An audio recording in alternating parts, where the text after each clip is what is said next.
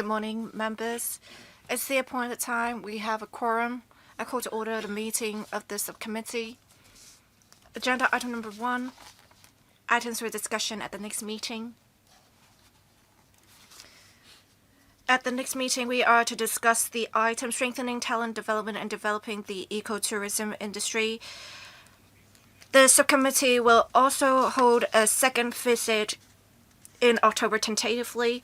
The Secretariat will inform members of the details of the meeting and visit in due course.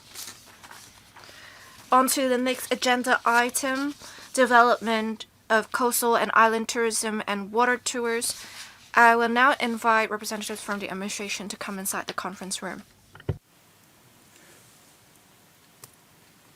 我哋第二項議程就係發展。 For the second agenda item, development of coastal and island tourism and water tours, the discussion is to last until 10:30. We have today in attendance Ms. Agnes Ho, Assistant Commissioner for Tourism of the CSTB. She's coming inside. Mr. Chen Wai-tek, Principal Assistant Secretary, Works 2 Development Bureau. Ms. Eugenia Chung, Principal Assistant Secretary for Environment and Ecology Nature Conservation of the EEB. Mr. Yale David Lam, Senior Surveyor of Ships, Local Vessel Safety, Marine Department. Mr. Curtis Chu, Principal Transport Officer, Ferry and Paratransit Transport Department. Mr. Felix Yim, also of the Transport Department, as well as Ms. Chen Yunam, Senior Geopark Officer of the AFCD. Members wish to speak, please press your request to speak button. And Ms. Agnes Ho will give a PowerPoint presentation. When you're ready, please. Thank you. I'm very glad to be here today to talk about the subject. We have our advantage in coastline as well as island resources. We are well poised to develop coastal tourism. We need to think about how we can make good use of the natural resources and this edge and strike a balance between tourism and conservation. We have officers from different departments here today. Under the purview of different bureaus, there is work to take forward the development of coastal and island tourism.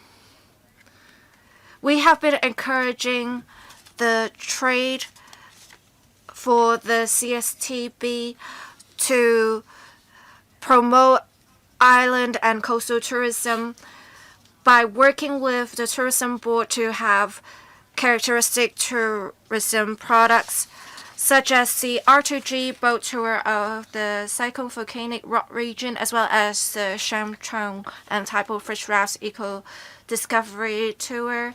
The CSTB has also been working with the tourism board to enhance publicity, including on the one-stop tourism information platform Discover Hong Kong, providing specific information on relevant tourism products as well as transportation information to facilitate tourists in planning their itineraries. We also make use of other publicity platforms such as the Hong Kong Great Outdoors to promote our unique nature. We also make good use of different videos and social media content to publicize the different resources. I will now perhaps pass over to another bureau's representative to talk about their work. Thank you. I will talk about the work of the Development Bureau.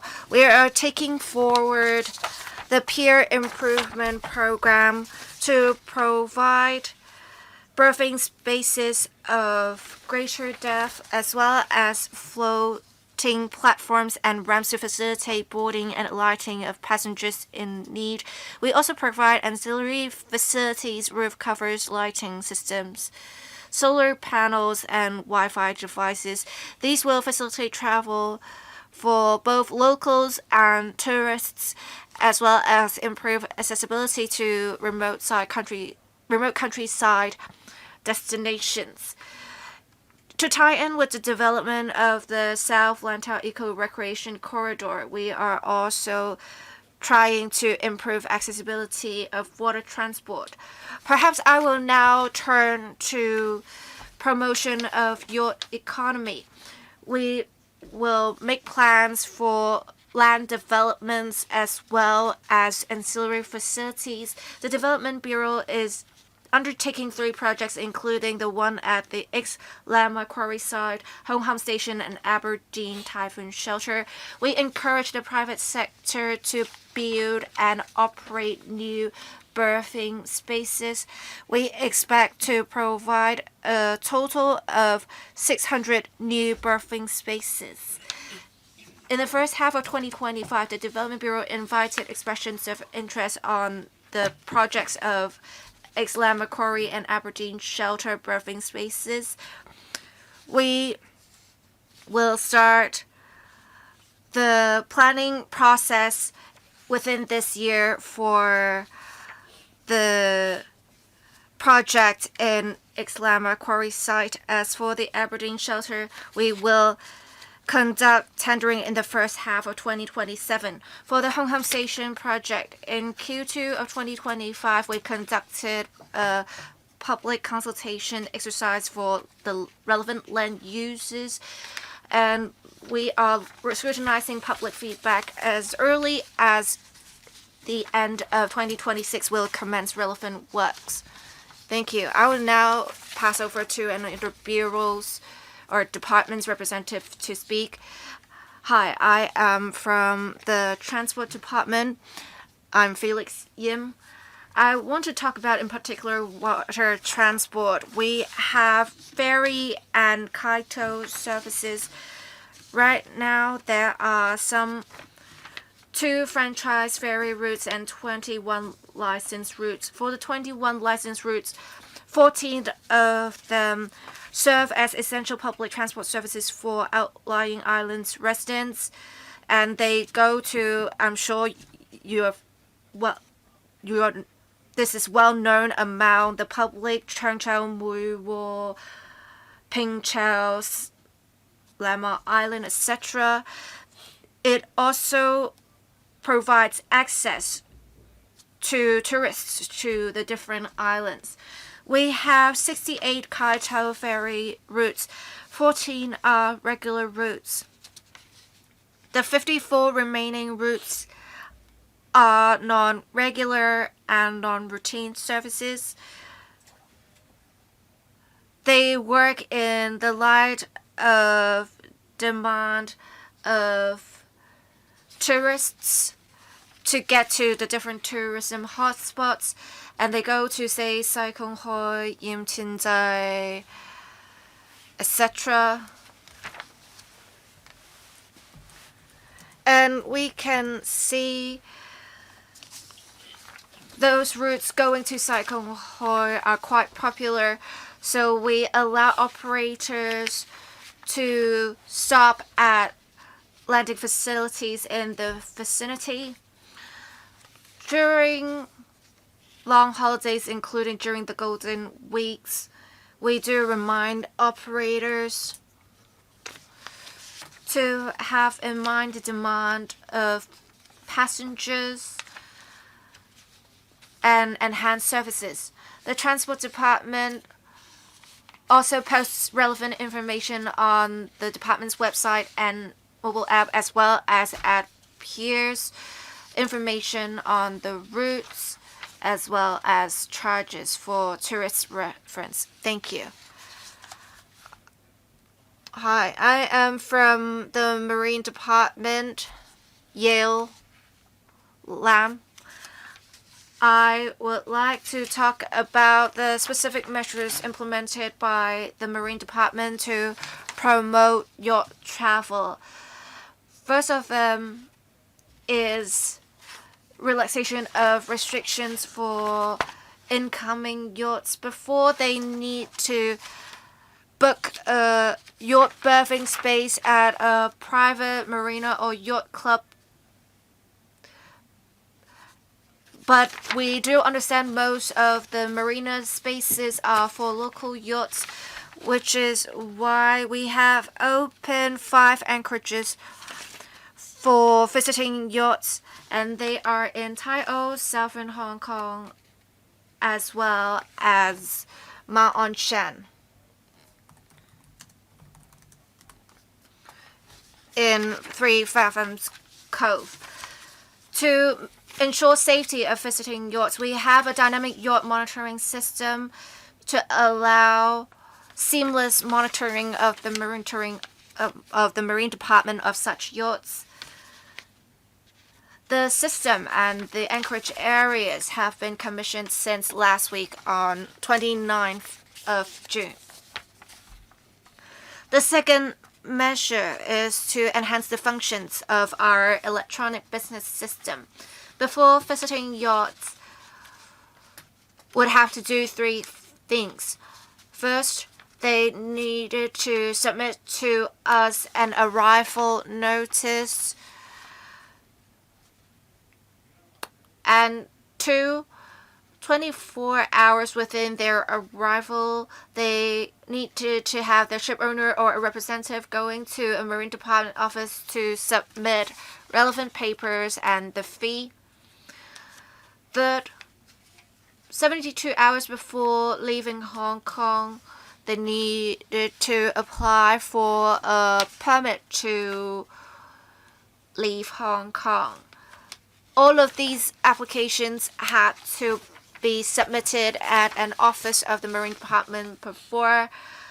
To provide more convenience, we now have a platform so that ship owners or representatives can lodge such applications online. They can even pay online, so they don't need to go to a Marine Department office to lodge relevant applications. The system was also commissioned on 29th of June. The last measure is to provide convenience to yacht captains to obtain qualifications related to operating yachts in Hong Kong. Before, we would ask the coxswains to take a local course on knowledge related to Hong Kong waters, and they needed to take an examination. The examination was only hosted in Hong Kong. It was quite inconvenient, especially for those from the mainland, which is why last year we worked with different training organizations in the mainland to have them provide relevant accredited courses.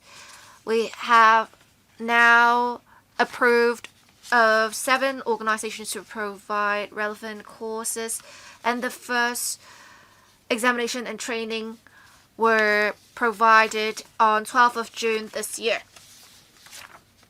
That's it for my report. If members want more details, the Marine Department and the Transport and Logistics Bureau will give a detailed report at the panel on economic development meeting later today. Thank you. Thank you for the detailed presentation given by different representatives. I will read out the order in which members are going to speak. Ms. Christine Fong, Mr. Yang Kid, Mr. Kenneth Fok, Mr. Stephen Ho, Mr. Chris Ip, Mr. Chen Hao-feng, and Ms. Judy Chen, and myself. I'll assign a 4-minute time limit for now. Questions and answers included. Ms. Christine Fong. Yes. Good morning, Chair. I, of course, support the promotion of free yacht travel. The relevant department's representative talked about Sai Kung Hoi. Another representative talked about the 5 anchorage areas. I want to ask for the locations of the anchorage areas. Do we have good signal reception there? Do we have relevant ancillary facilities? For example, the Three Fathoms Cove is in a relatively remote location. Even in the villages nearby, they do not have good signal reception. And you're asking vessel owners to make payments online. Is it really feasible? For the promotion of yacht economy or marine activities, say in Saikong, there are no piers in the vicinity. The Development Bureau talked about pier improvement program applicable to 23 piers. Will we have in Hampton Wen and Shamchong some pier or other relevant facilities? Now, for the Sharp Island, I very much support the development of the marine park to the east and west of the island. And often we are promoting, say, snorkeling in the marine parks. But of course, it has to be safe.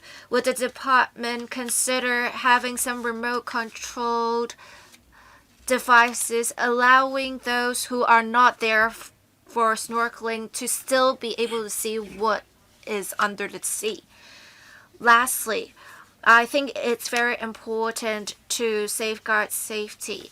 You had the R2G boat tour of the Saikong volcanic rock region. We would have speedboats going to the Isam as well as Port Pinchao. They would go through the caves. There are also other tours promoted. Are they licensed? Are they safe? Do they comply with your standards? Where should they be berthed in order to fulfill your standards? Right, who's going to take the question? Let me address the first question about the signals. We mentioned the 5 anchorage points. We selected them carefully. We've tested the signals.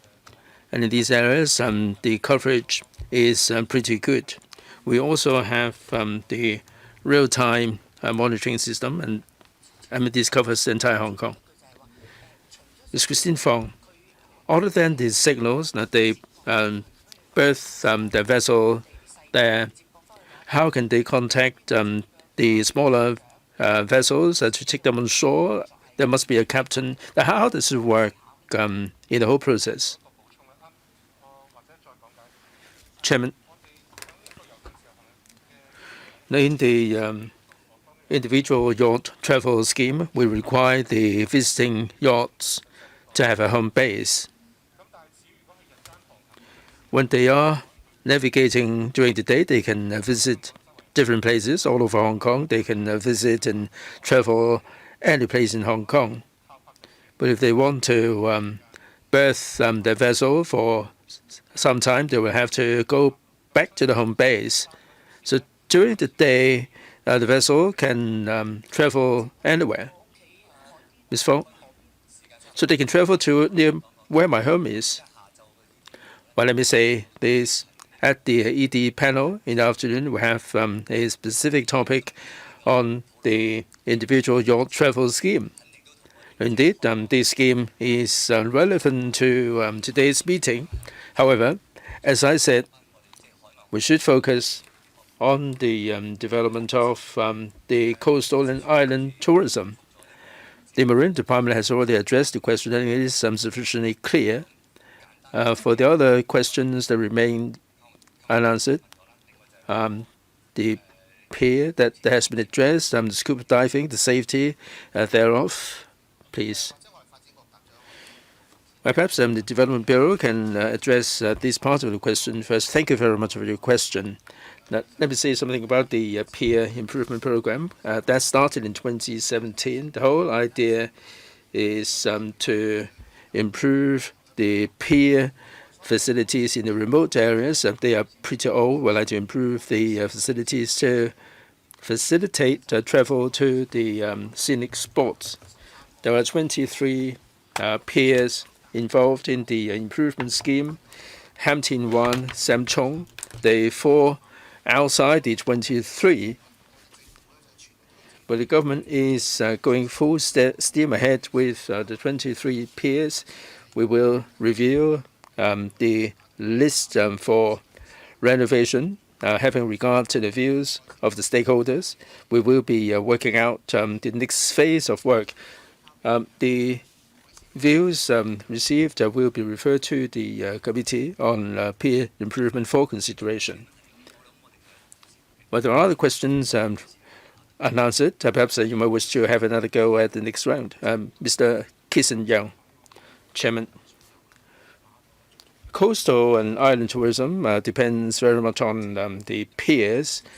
The plan is to cover 23 piers for renovation, and 10 will be coming on stream progressively. For the others, do you have any timetable? I think the tourism element should be incorporated.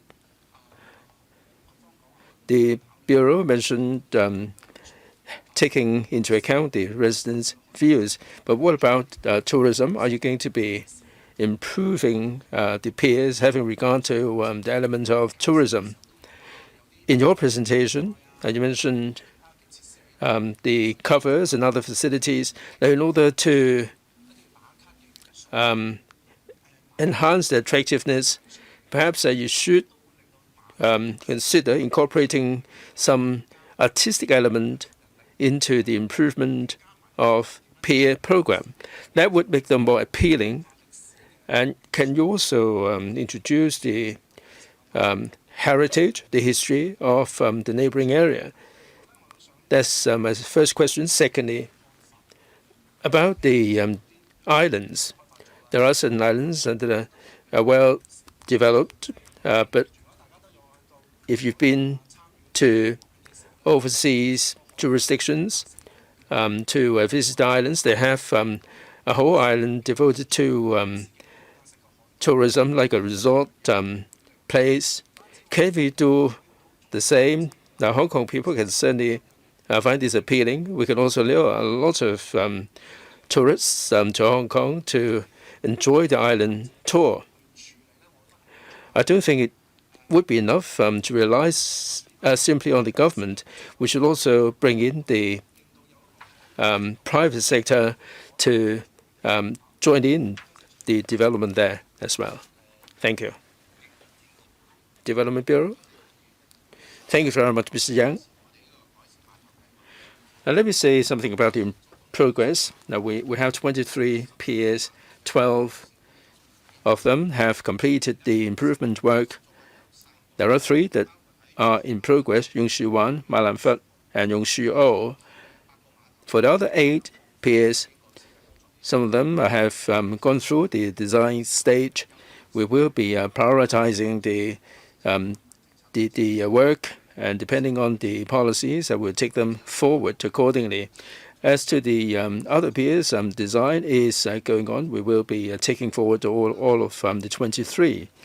The member raised some eminently good suggestions, and maybe we can have some photo-taking spots or some artistic elements.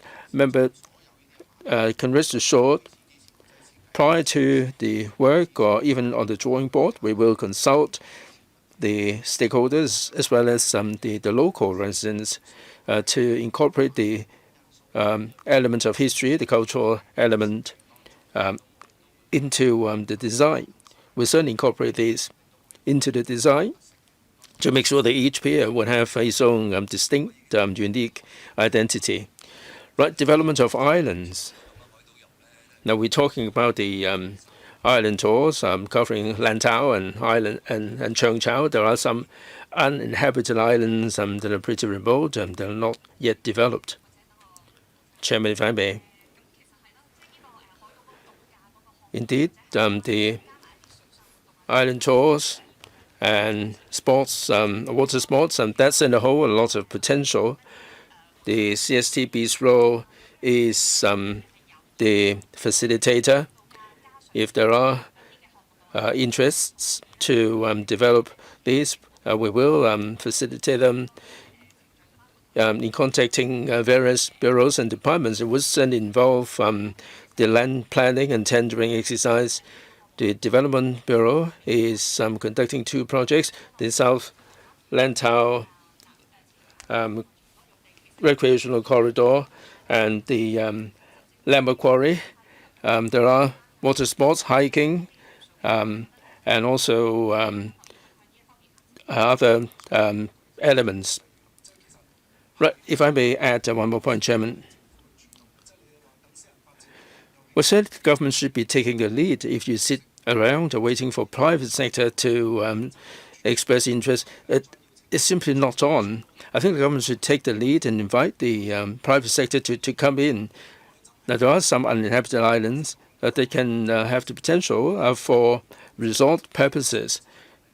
If the government can take the lead and bring in the private sector, it would be a good idea. Well, I go along with that.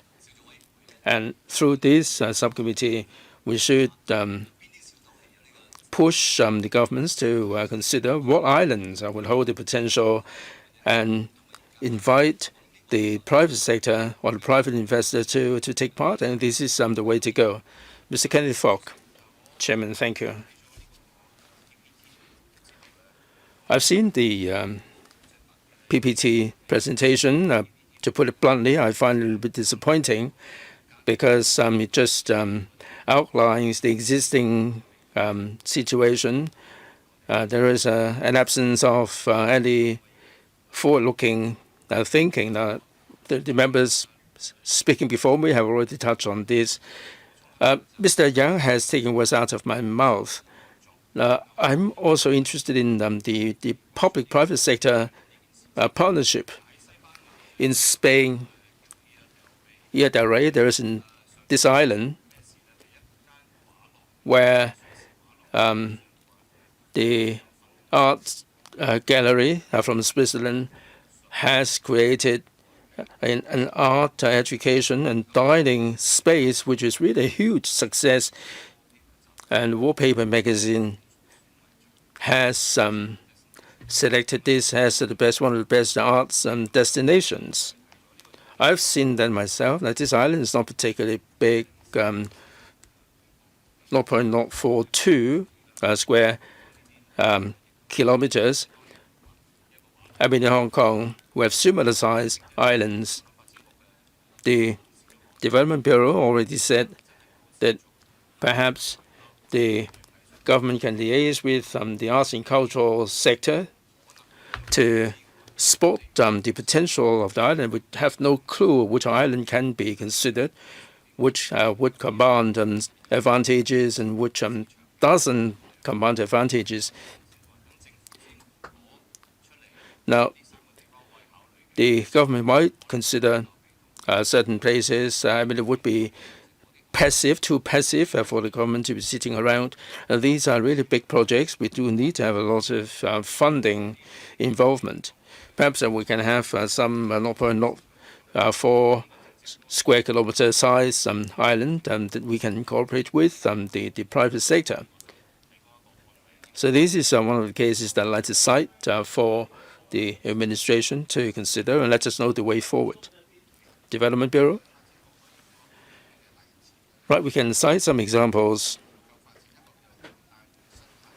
Now, we are considering the development of the South Lantau Eco Recreation Corridor from Chengsha, Suihao, Shepik, and Mui Wo. We cover all these different places in our development. I subscribe to members' idea that we do need to have market forces. So back in the mid-2025, we have collected views from the private sector regarding this very project. We also have the technical assessment to bring this to fruition. That this year we will be bringing the Development Bureau up to date on the progress of our study. For the other projects, we're going to have them considered. Mr. Fogg, if the private sector were to identify certain islands, hopefully they can be developed. Perhaps we can do it in the reverse order. We can propose to the administration islands A, B, and C, or whether these would be having any potential. Can this happen like this? Well, if I may, Chairman, Well, certainly this is some two-way process. And the member said that in the private sector, if they identify certain islands for development, we're only too delighted to liaise with the other bureaus regarding the land use or the infrastructure development, and they would require government support. Certainly, we can consider that. And for the bureau, we also proactively, or we can also proactively look at the potential of different islands. I have a question. As Minister Kenneth Fox said, many stakeholders want to discuss this proactively or explore different options with the government. Who should they go to? The Tourism Commission, the Development Bureau, or whichever department is it? Because I think there's some confusion on whom to contact. Well, I think a lot of the stakeholders get in contact with the Development Bureau, or you can come to us. In terms of tourism, say resort projects, they can come to us. But if it involves land planning, we will always need the participation of the Development Bureau. Thank you. Mr. Stephen Ho, Deputy Chairman. Thank you, Chair.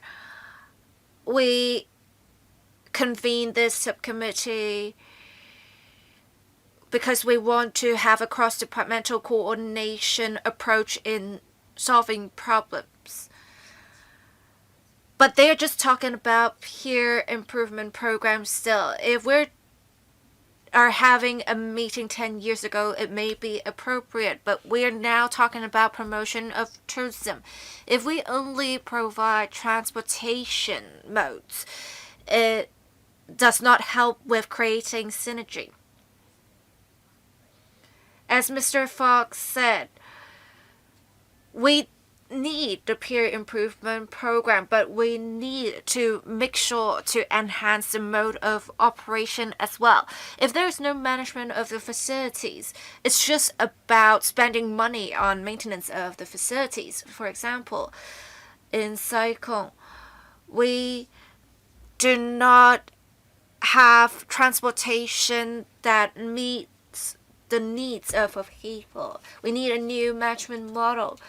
As the AFCD's representative said before, when they wanted to develop a marine park on or close to Shop Island, you need to think out of the box. You can't just take a passive management approach. If people have damaged coral reefs, for example, it would be punishment after the fact. Even if you subject them to 10 years imprisonment, the tourism resource is damaged. So I think we want to engage the private sector so that they can come up with a good operational model. Maybe then you don't even need to maintain the piers. In fact, I worked with Dr. Chen Han-pan to identify some unscrupulous kite service operators. But before we have observed, what the government did in enforcement would just be them inspecting the licenses, checking everything. But then the process would take long, 30 minutes, and the passengers would just be there waiting for 30 minutes. I think you need to enhance the relevant arrangements because people would just complain on social media that they have to wait for 30 minutes. We should engage the private sector, I don't know, maybe TRIP, to see what we can do. I think it can be any app with AI functions to better promote to tourists what we have. You can ask people to go to the tourism board website, but there's no synergy there. You can't really help tourists plan itineraries. As the chairman said, we want to know which department to contact, because we don't know how the government divides its work. I think they should have a single window for a contact point. I think it's necessary even. Thank you, Chair. Who's going to answer that question? Perhaps the question on Shop Island first. I will answer the question. Yes, Miss Eugenia Chung. As the member said, once coral reefs are damaged, it would take long to rehabilitate them, which is why we want to develop a marine park in the vicinity of Shop Island to conserve coral reefs there in order to promote sustainable tourism. We can still allow for snorkeling in the area after it is the vicinity is designated as a marine park. It's just that we will need to designate certain anchoring areas for vessels. We want to take a long-term perspective for promotion of tourism. Well, from what she said, the government is just taking the approach of managing the particular areas. They won't consider outsourcing development. I think Mr. Ho is asking if you will try to adopt new models of operation.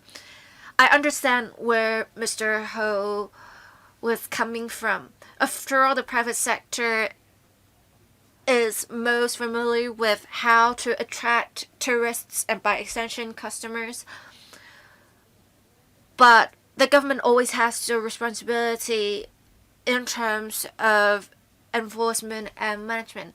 Can the Marine Department representative answer the question on illegal carriage of passengers? Well, the speaker's microphone is not on. Excuse me? Regarding what Mr. Stephen Ho said, the Marine Department has all along combated illegal kaito services. Well, I want to say that some kaito services are legal. Well, if they're carrying passengers illegally, they would be illegal. We do understand that there are some small pleasure vessels who are carrying passengers illegally. We do take action once we have received reports. Mr. Ho asked if we can be more efficient in our inspections, perhaps shorten the time needed. There are some things we must do in our inspections, such as checking the relevant licenses and the life vests. But we do want to enhance efficiency further.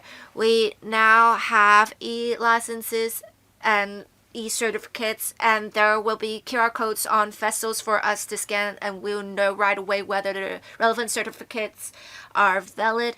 We also have life vests that have RFID technology that allow us to rapidly count the number of vests. So we've been making use of technology to enhance the process of inspections. Thank you. Mr. Crisset. Thank you, Chair. I all along support the development of coastal and island tourism and water tours.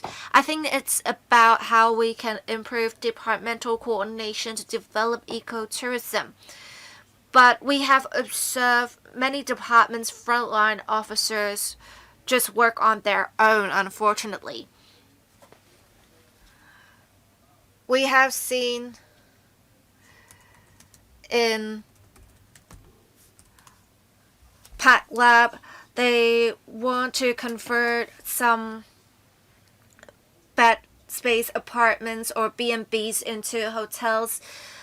But when they reach out to government departments, they didn't get the help they need. I think it's really important to enhance interdepartmental coordination to promote ecotourism in Sai Kung or other areas. Perhaps you should convey this message to the different departments' frontline officers to really facilitate these operations. Say, if one wants to operate a B&B, they can't get a license, they can't get relevant planning permit. One department would just refer you to another. This is not ideal. I have some cases that I can share with you after the meeting. When we talk about developing coastal and island tourism, we can really develop Sai Kung for that purpose, as Mr. Kenneth Bok and others said. The government can perhaps provide infrastructural facilities, utilities, internet network, and investors will pour in. If you want the private sector to take the lead, I don't think it's really feasible. We really need to change that mindset. How can we make sure we also have some ancillary facilities, for example, landing facilities? We also need to think about connection services for those who have taken advantage of island hopping tourism. They can go back to Sai Kung to really go for some traditional tourism itineraries to really embrace the culture. For those going to Sharp Island and Port Pinchao, they need to go to Malushui to take advantage of this very service to get to these different areas. That is not ideal. If we want to promote your economy, specifically in Sai Kung, can we develop a typhoon shelter there so as to really boost the local economy? Who is going to answer the relevant questions? Ms. Agnes Ho. Thank you, Chair. In terms of coordination, the member mentioned he had some cases to share. We will definitely follow up on these after the meeting. But basically, the Home Affairs Department already promulgated some guidelines to provide convenience for people to apply to operate best space apartments. As for high-level coordination, I'll definitely convey your views to other departments. As for synergy between different tourism itineraries, perhaps after people have done island hopping tourism, we of course want to do that. We want there to be different activities, retail, F&B, and other economic activities, so that people can go through the different areas. I will convey your views to other colleagues of mine. Thank you. Chair, I want to add something. We have great potential to tap into with the outlying islands in Sai Kung. We can do something just like what they have in Greece. We want to attract high-spending visitors, but with that, we need to have good ancillary services. We may even allow people to rent the entire island, just like what people are doing overseas. There's great potential. We must seize this opportunity. We must not be slow in tapping into the potential. All right, I hope the other departments can really listen to your views. If they can't handle Pat Lab, how can they do well in other areas? It is a very good example. It's just like piers. They can just have simple structures like pontoons or landing facilities. I hope the Marine Department can really think about this. Next, Mr. Chen Hopfeng. Chairman, when we develop the island tourism, I think we have to consider whether we are talking about the massive kind of tour or the niche kind of tour. I think we need to have the market open up to the private sector. Now, we talked about the B&B hostels, the guest houses. Now, we're leaving this to the private sector. The government is identifying the potential. Now, we have the beach tourism. Now, perhaps you can designate certain beaches for the private sector to come in. Now, the niche tour, I think you need to have activities on the island before everything else would follow. So in terms of policy, the government can loosen up the policy, in particular the guest houses, the B&B. Now, the niche tours, they may do the water sports. They may need to stay for a couple of days. And I think if this is sufficiently profitable, people will come in and do it. The Lantau South, Changsha, I saw some surveying work going on. They're going to be developing the Lantau South. There is no decent pier there in the southern part of the Lantau Island. You will be developing South Lantau as a tourist spot. You don't even have a pier. People have to rely on the Tongchong Pier. So what is the progress there? Third, now with regard to island tourism, you have the kaitos. You also have the sampans. Some of them may not be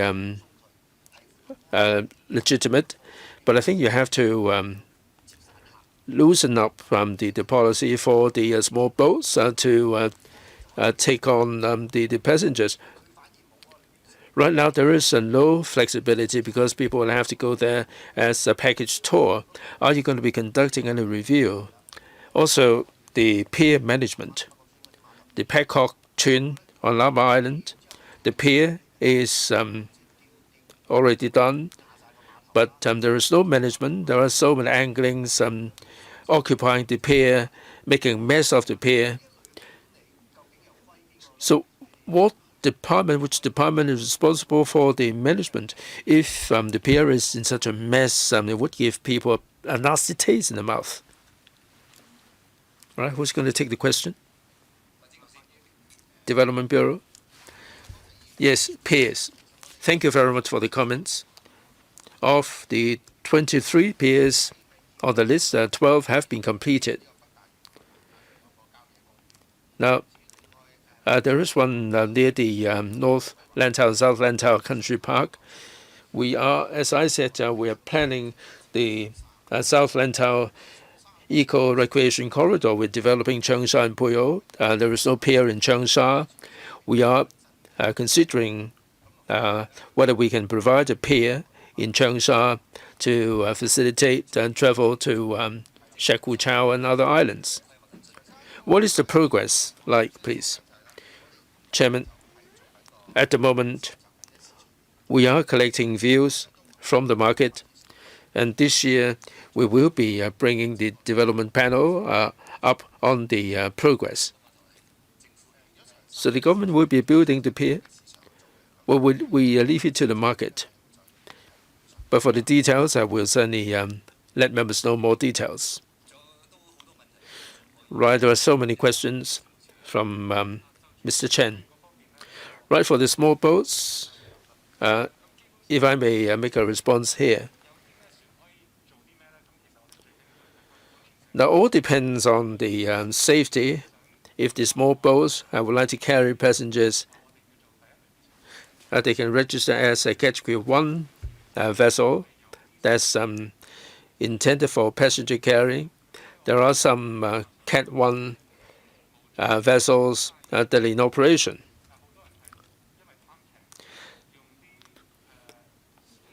Now, some people may carry passengers using really small, tiny little boats.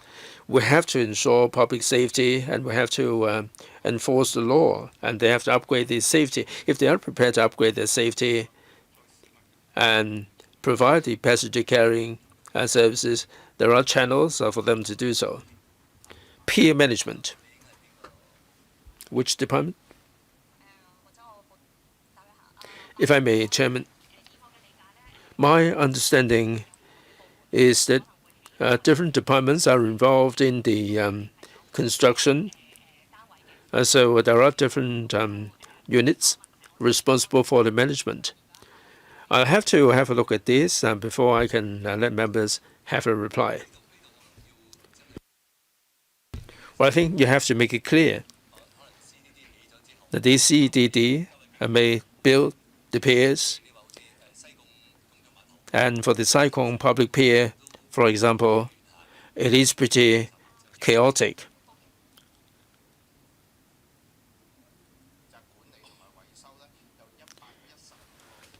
There are 115 public piers, of which the CDD is responsible for the repair and maintenance for 75. And there are other departments responsible for the other 45. HAD, yes. Right, yeah, we'll have to bring them in as well. Mr. Chen, I hope you will display the departments are responsible for the management so that it would be easier for people to lodge their complaints. Ms. Judy Chen, Chairman, we are discussing the coastal and island tourism and water tours. Now, we have been discussing so far, and there is a lack of development there. I heard enforcement, management, and conservation, but there is an absence of development. How can we develop the islands in a productive way? I don't think the government is prioritizing development, so they will not be considering development. Right, Chairman, yes. I don't think in our discussion there is any foresight for development. We merely heard about enforcement, management, and so on. This seems to be prioritized over everything else on the part of the department. I think we have to fine-tune the mindset. I'm not saying for a minute that enforcement is unimportant, but in the context of enforcement, in the context of conservation, how can we improve the experience for the visitors? How can we make the beautiful islands accessible to the visitors? And this is something that the government should ponder. One of the slides in the presentation is that the government is getting on with the Aberdeen Typhoon Shelter, Hong Ham Station waterfront area, and ex-Lama Quarry development. I go along with my colleagues that we should allow more flexibility to the private sector here.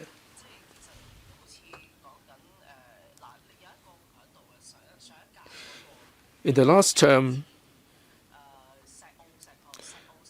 we talked about the former Sheko quarry. The tender fell through last time. Like other members said, all the infrastructure is not ready, and the resources that will be devoted would be really colossal. I'm not sure what is the development of the Sheko quarry. Now, we've been talking about this for an awful long time. Towards the end of last term, we started talking about that. And we're coming to the end of this term, and still nothing much has happened. Now, for the Aberdeen Typhoon Shelter, funding has been earmarked last week. And I also heard that it would take some real estate development before we can support the whole development there. And I think the government should bring in the market forces, and everything is going hand in hand. The most important thing is our mindset. We should not simply talk about enforcement, management, and conservation. We should also consider development as well, right? Development mindset. What about the former quarry? Right, Chairman. There are certain things that the Development Bureau is doing. One of them is the yacht berths. This is to tie in with the development of the yacht economy. We're dealing with the land planning and zoning and so on. Now, the former quarry, last year we have received 22 submissions. Aberdeen, we have received 8 submissions. Now we are doing the rezoning process. Now, Ms. Chen has got a point. For the Aberdeen typhoon shelter, it would be going a little bit faster. And in the first half of 2027, we can go out for tender. We need to have private sector funding to take part in the development. Thank you.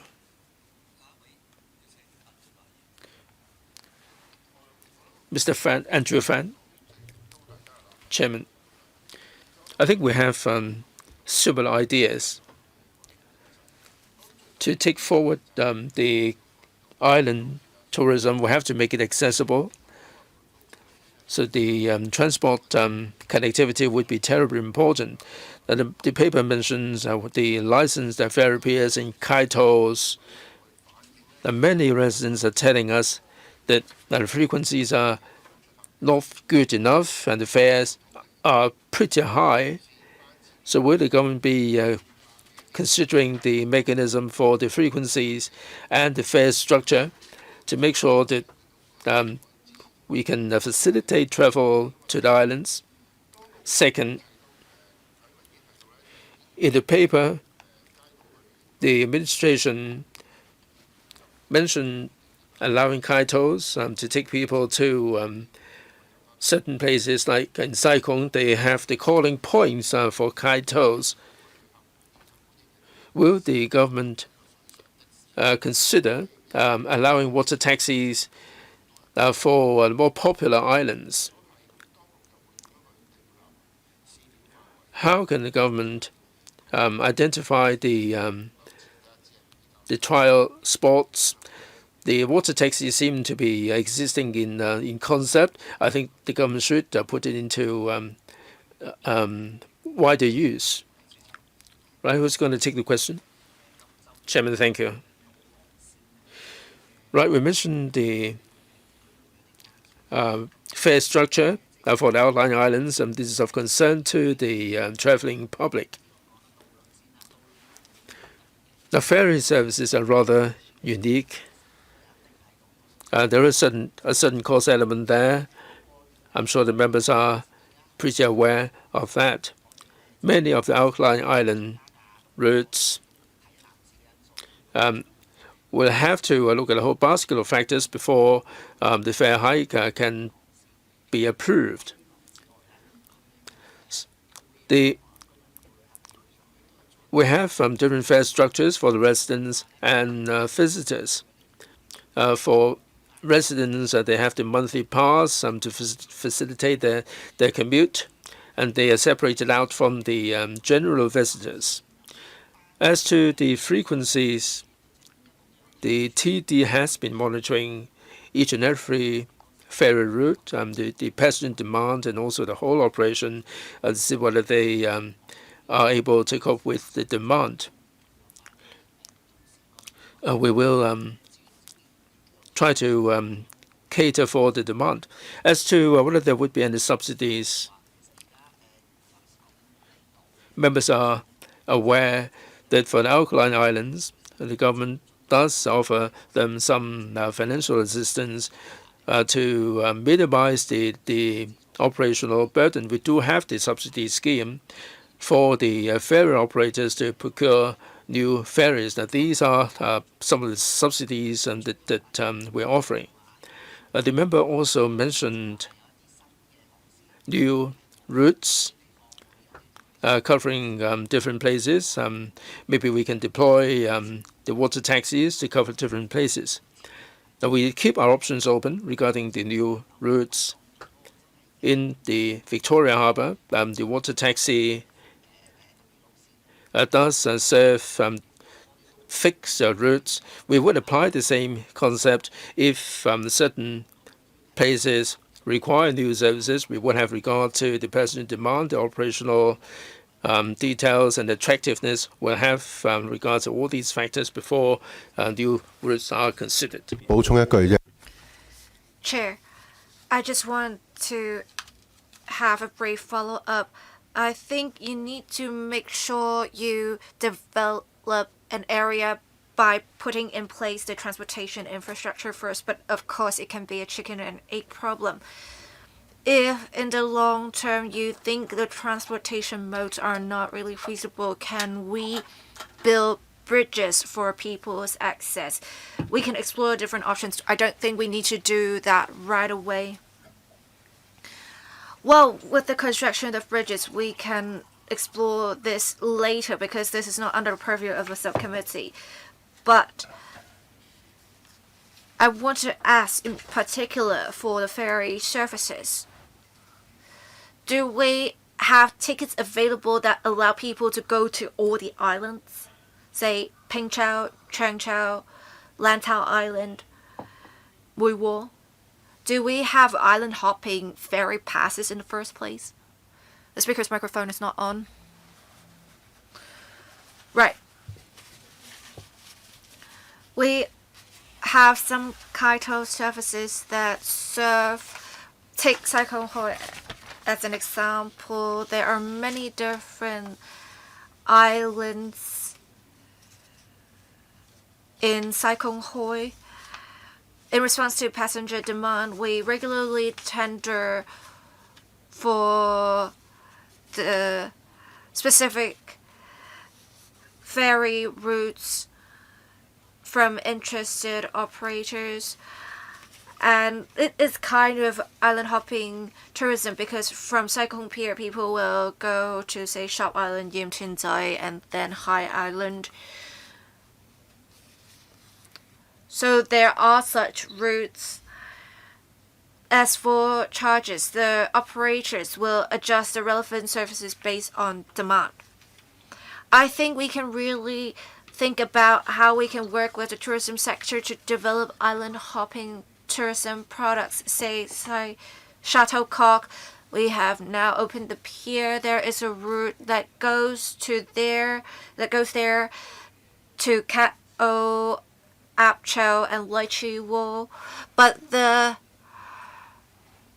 trip arrangements cannot really tie in with tourism itineraries because the time given for visitors would just be a very short time, but people would want to take photos.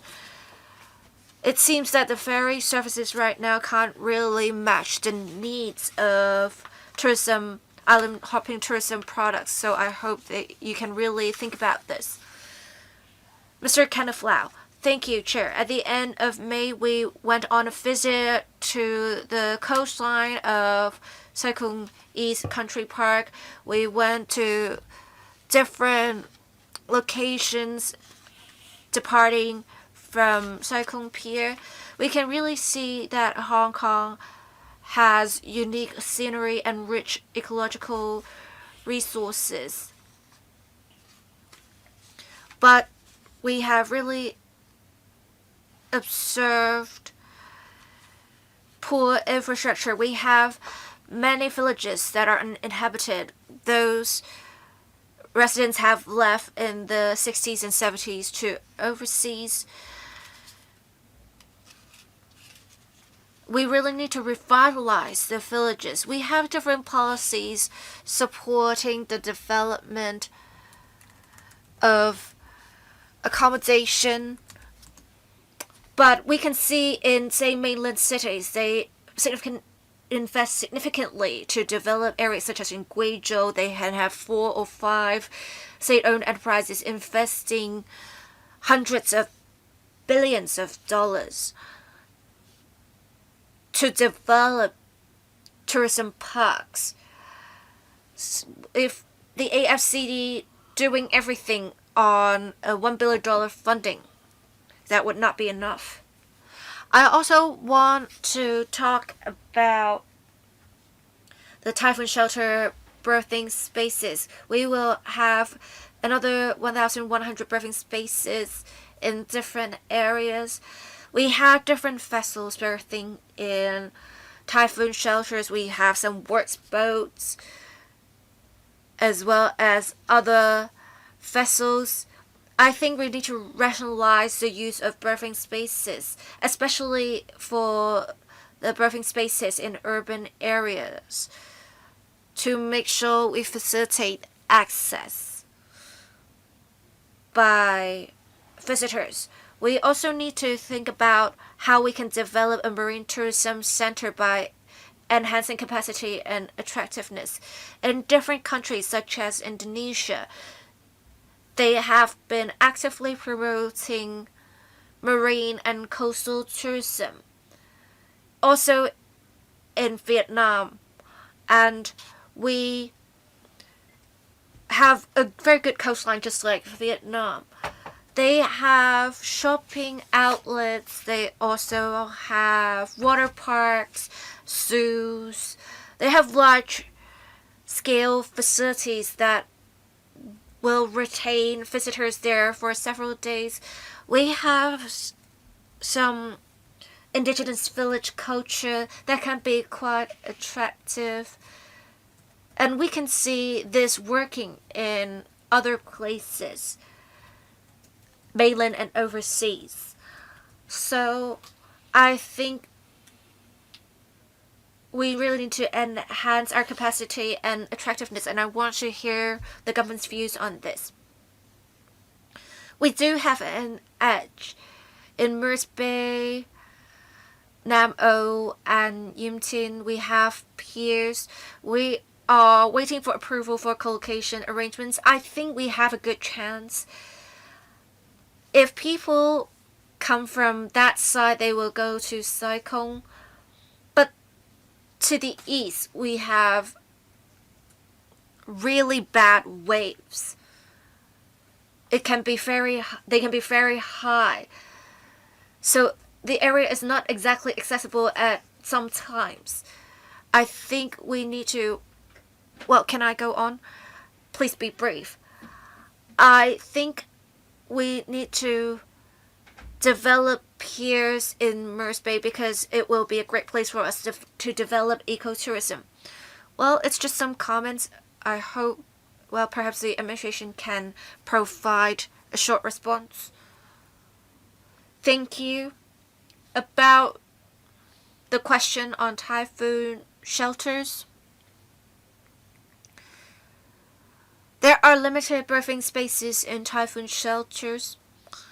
We need to strike a balance between the needs of different parties: pleasure vessels, fishing vessels, works vessels, passenger vessels. We have quite a number of vessels in Hong Kong. As I said earlier, we have limited resources, but then we're also working hard to see how we can make good use of the resources in typhoon shelters. Thank you. Any other representatives who would like to speak? Well, perhaps I can go first. Yes, Ms. Agnes Ho. We do know the suggestion on Nam O Pier, and mainland visitors actually can come to Hong Kong very conveniently through some land-based boundary control points. But then we have also heard people ask how, through the co-location arrangements, it can be convenient for some mainland visitors to travel to outlying islands. In fact, a relevant secretary answered an oral question on this in the LegCo earlier. There are different considerations. There's the consideration of capacity. For the route, there should be market demand. We really need to consider this option carefully. I will convey your views to the relevant officers. Thank you. Mr. Kenneth Lau talked about how we can have synergistic development with the Ta Peng New District and the Blue-Green Eco-Tourism Conservation Circle. Perhaps we can discuss further at the panel on economic development meeting later today. If we want to have an east-in, east-out arrangement for Guangdong vessels coming here, they can't really come to Hong Kong from the east due to geographical constraints. Perhaps we can have more in-depth discussions in the afternoon. Next, Ms. Vivian Kong. Thank you, Chair. With the development of coastal and island tourism and water tours, it would require interdepartmental collaboration.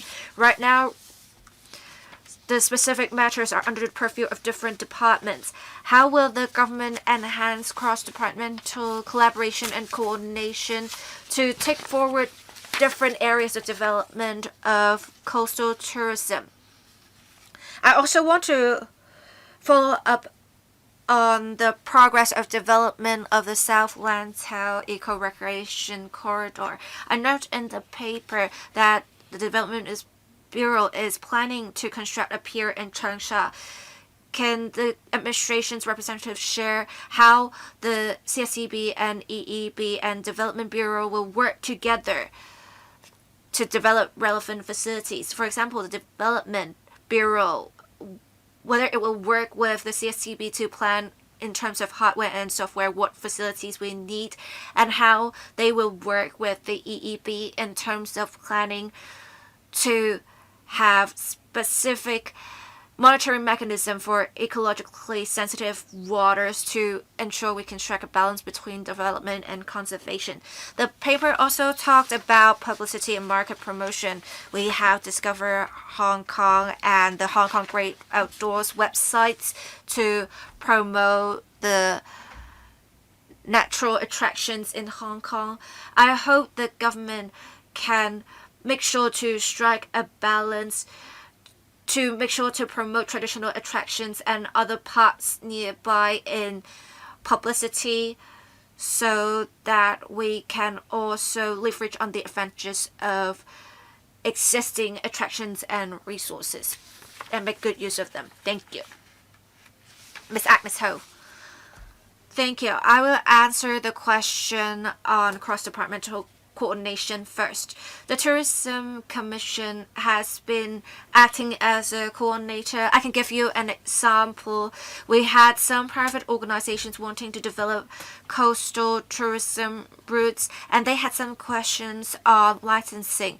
There is a license to be obtained from the Marine Department. There are also some F&B related licenses. So we helped convene a meeting of different departments' representatives to tell the interested parties what licensing requirements there are. We want to make sure through clear communication early on the applicants know what they need to do in developing relevant products. And this has really helped promote coastal and island tourism.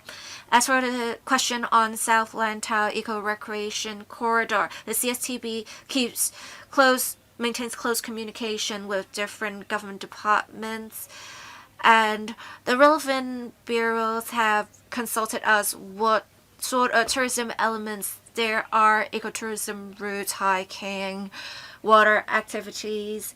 We have provided some advice in our exchanges. We also, through, as the member said, different channels such as Discover Hong Kong to publicize the different attractions.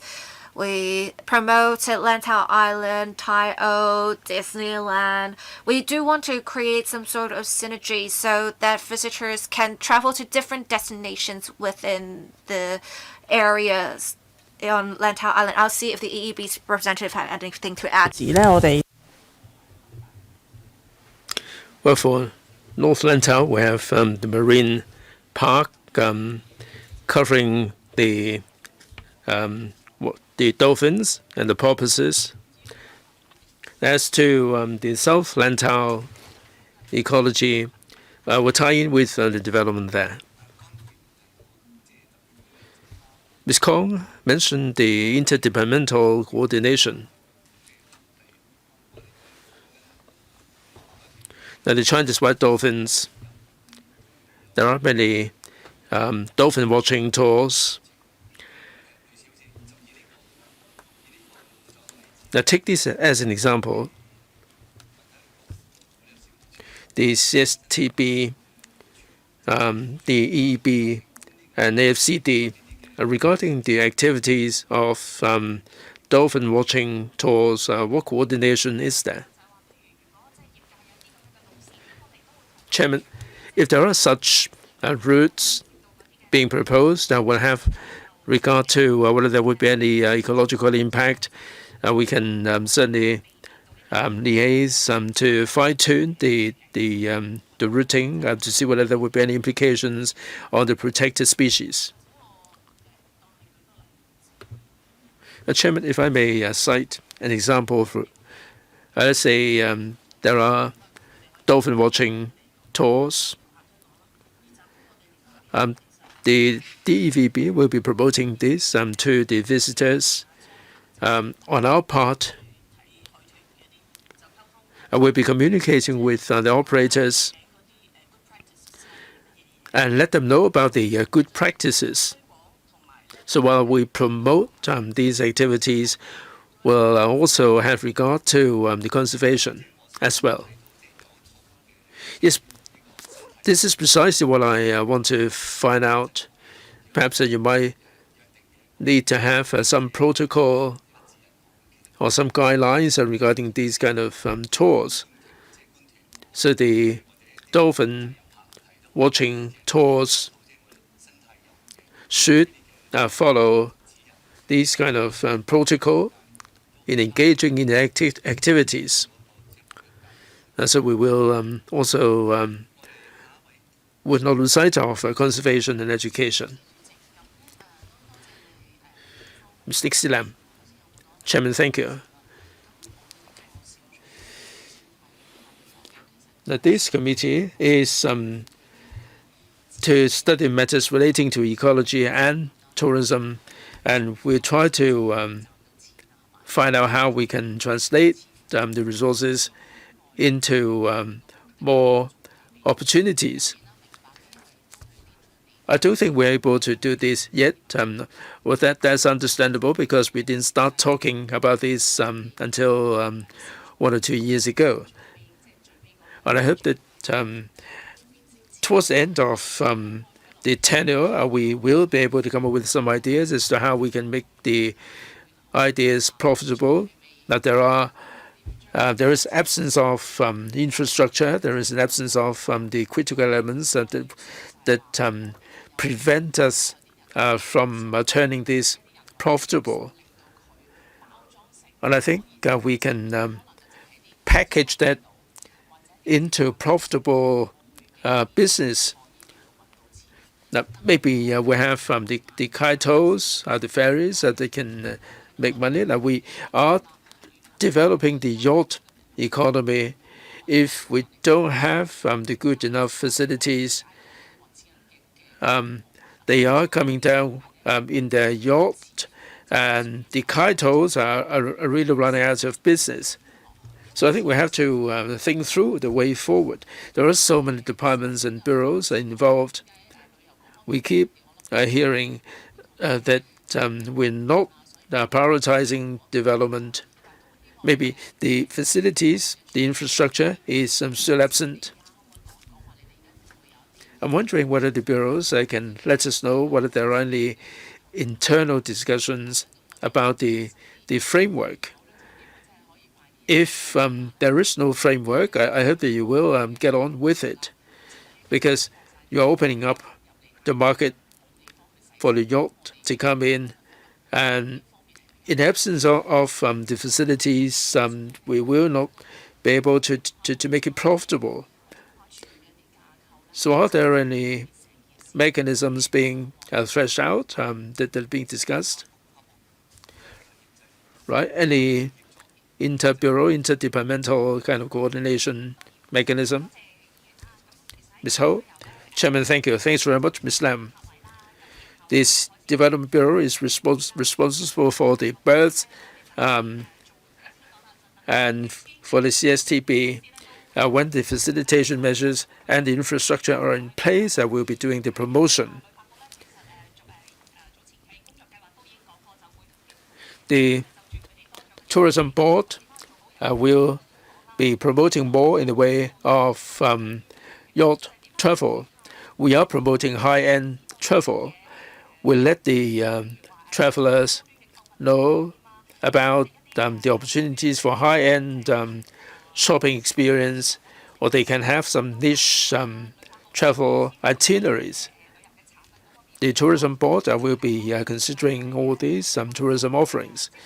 Also, the HKTB has signed agreements for exhibitions to be held in Hong Kong, like yacht exhibitions and so on. So this is the mechanism that we have among the departments and bureaus. Ms. Lam. Well, you haven't told us whether you have any internal discussion about that. That you mentioned which department is doing what. Can you tell us something more about the internal discussion? Right, the top level coordination. What doesn't have to be top level if there is an internal coordination, like the 5 departments or the 5 entities that would have the communication and so on. Ms. Ho? Right, yacht travel, the Marine Department, the TLB, Development Bureau, and all the relevant departments do engage in coordination. Ms. Lam. So there is potential for a more top-level supervisory committee. And I hope that towards the end of this, the tenure of this committee, we will have something to show for it. We have very limited time.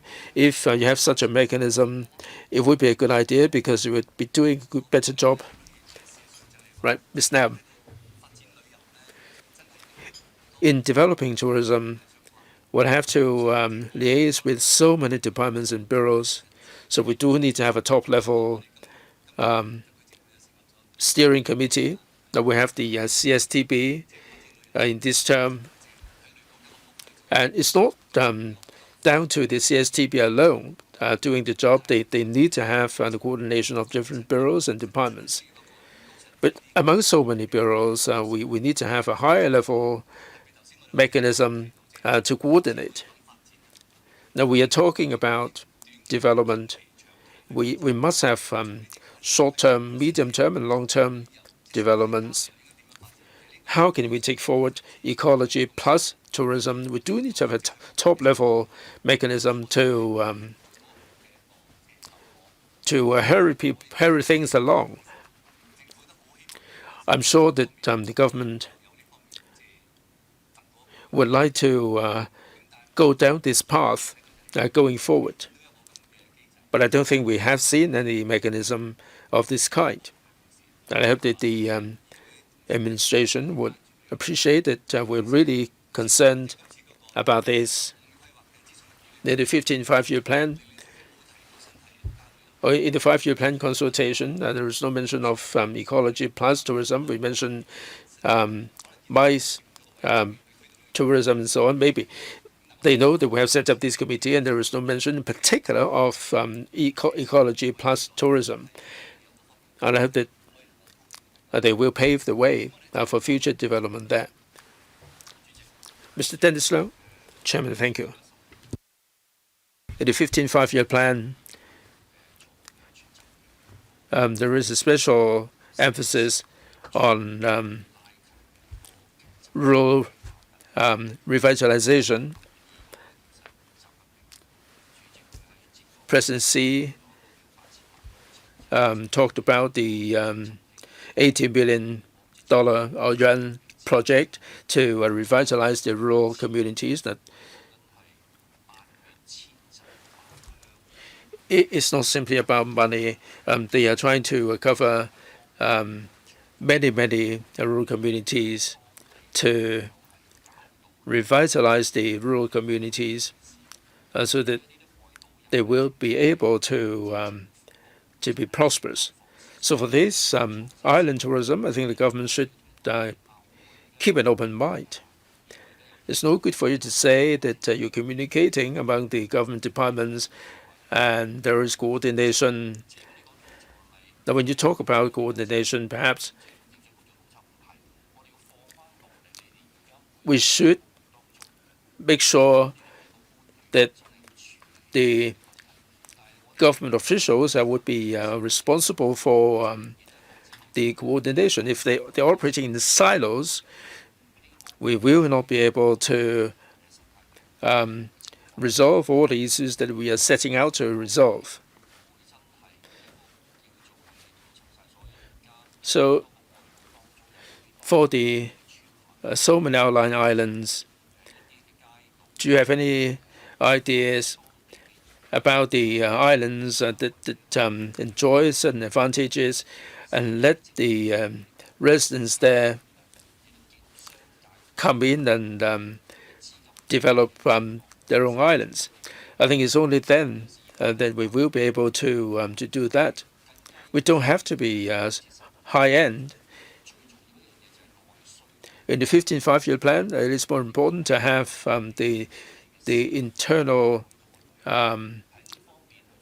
consumption. So for these outlying islands, we have to make sure that when visitors, both locally and from outside, visit these places, we will be able to make them prosperous. So in terms of pier construction and infrastructure, the many of these islands are not served by land transport by buses. So the government has to really consider what can be done to develop these islands in the coming 5 years. Thank you. Right, just a comment. Any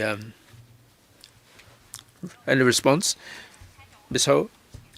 Chairman, I heard what members have to say. We need to have innovative mindset in this issue and also interdepartmental coordination and also the private sector.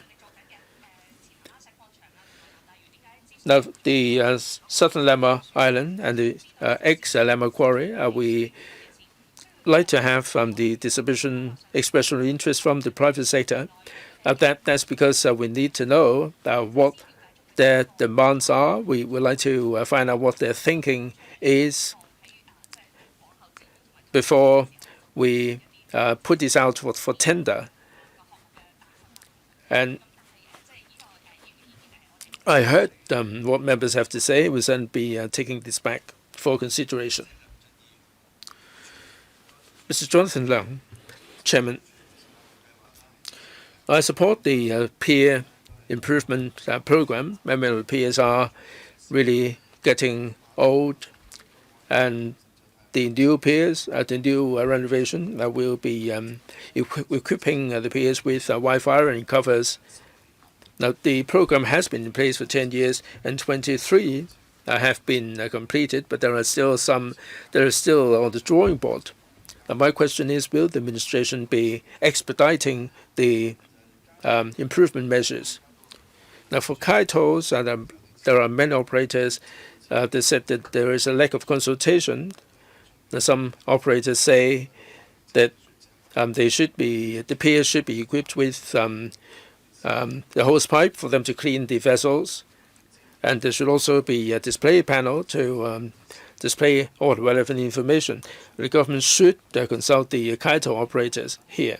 Third, There are 68 titles, 14 are regular routes, 54 are non-regular routes, and they can be adjusted depending on demands to cater for different hotspots like Sharp Island, Longshan Wan, and Yim Tin Tai. But from time to time, we heard that there are vessels that are operating illegally, posing danger to the passengers. So will the government be stepping up enforcement against these illegitimate ferries? Thank you. Thank you. Who's going to answer the questions first? Development Bureau representative. Thank you, Chair. We thank the members' comments on peer improvement program. For the program, we have 3 peers undergoing works, and 2 out of the 8 remaining ones we have completed relevant design work. We do make appropriate adjustments to priorities due to policy circumstances and fiscal position, but we do want to take forward the remaining projects as soon as possible. Please rest assured. We, in fact, have a task force under the peer improvement program. The membership consists of those in different bureaus and departments. We have different departments representatives there because we want to have different voices representing different stakeholders. We want to make sure our peers in design can respond to the needs of different stakeholders. I'll let other departments representatives answer the remaining questions. Thank you. Please turn on the microphone for Mr. Lam. Thank you. Regarding what Mr. Leung said about white license boats, the Marine Department has taken a 2-pronged approach. The first is to step up inspections. Once we've received any reports, we will act on them. We also have regular inspections. We also try to enhance awareness of locals or passengers. For vessels that can carry passengers, we have a list of such vessels on the Marine Department website. And citizens and passengers in general, they can scan the relevant QR codes on vessels to check whether the vessels are licensed. They can always also just go to our website for such information. Alright, we have Ms. Julia Lau waiting to speak for the first round, and Mr. Kenneth Fogg has indicated that he wants to speak for the second round. I will let Ms. Julia Lau speak first, and then I'll let Mr. Kenneth Fogg speak for the second round, and then I have some follow-up questions, and then we'll end the discussion of this item. Ms. Julia Lau. I want to echo on a point made by Mr. Dennis Leung. I think we not only have to consider the 5-year plan, we need to take a macro perspective. When we have a route in mind, we need to have smart accessibility arrangements, say, to facilitate people's buying of tickets, planning of itineraries. We also need to provide ancillary facilities, bathrooms, more F&B outlets, information dissemination.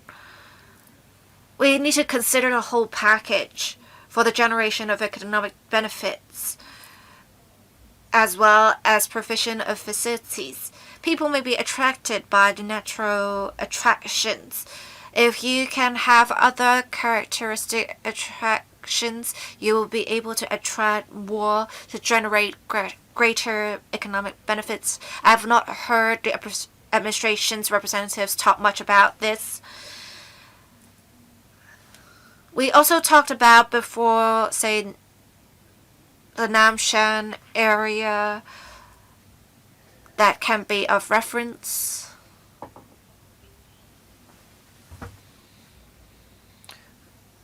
Does the administration have some macro level plans? Which department's representatives will answer the relevant questions? Perhaps I can answer the questions. Yes, Ms. Agnes Ho. Thank you. We talked about with the use of technology or smart services. On the Tourism Board website, we not only have transportation information, we also provide functions for connections as well as very route trip arrangements. If we go more in depth on how we can make use of technology to develop tourism, the Tourism Board is actually promoting smart itinerary planning, and they will make personalized recommendations for visitors. For the Nanshan area or the greater Shuttlecock area, we have been working with the Shenzhen authorities to see how we can develop cultural tourism in the area. We actually had tourism industry stakeholders go on a visit to Shuttlecock, and the stakeholders visited Cat O, Apcho, and other locations in the area. They don't only stay on the boats, they also go to the islands for food as well as the different attractions.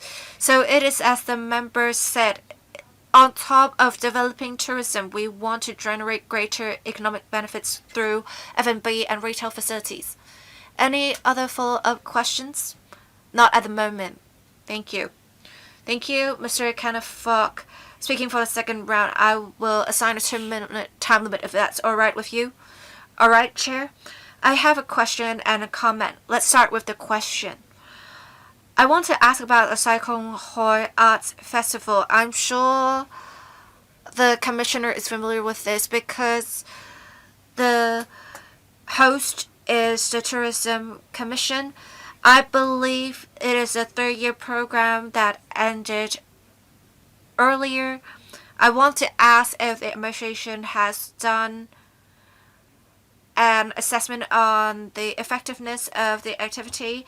It seems that we will no longer have such an arts festival this year. Does that mean the end of the program? Ms. Agnes Ho. Thank you, Chair. Thank you, Mr. Falk. Indeed, the program has ended. We still have some arts on the island for people to look at. We have assessed the effectiveness of the program. We think there is some use to the model of operation in installing arts for visitors to see, to attract visitors.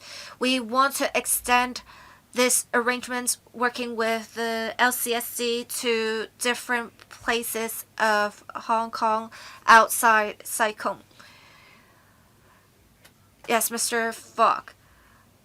Well, I think they are not ruling out the possibility on making use of the model. I hope they will extend the arrangements to other locations. On top of that, I think if we want to do more, we need to engage the private sector or the greater community. A suggestion of mine is that we can really look at the experience of Japan, the Setouchi Triennial. It is held every 3 years, the arts festival. It has a main venue and other smaller islands, so people go to the different islands, basically checking a bucket list.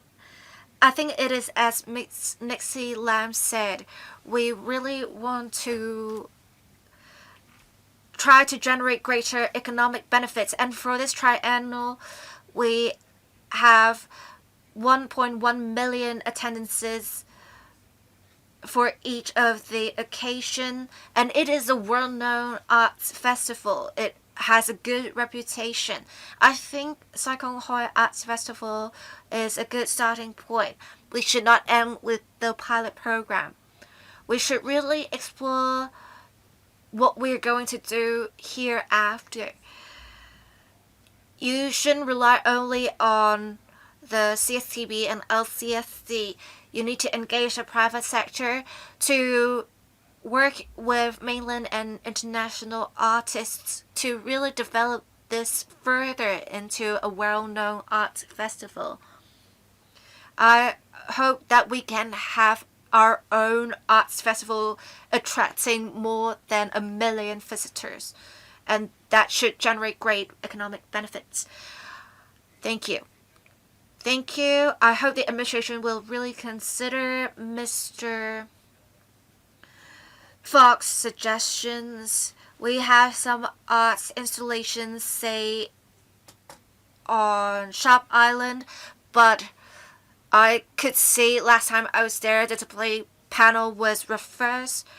I think it is important to maintain the vibes and maintain the artwork. We should continuously follow up on these. I also have some questions myself. I pay close attention to the provision of ancillary facilities at piers.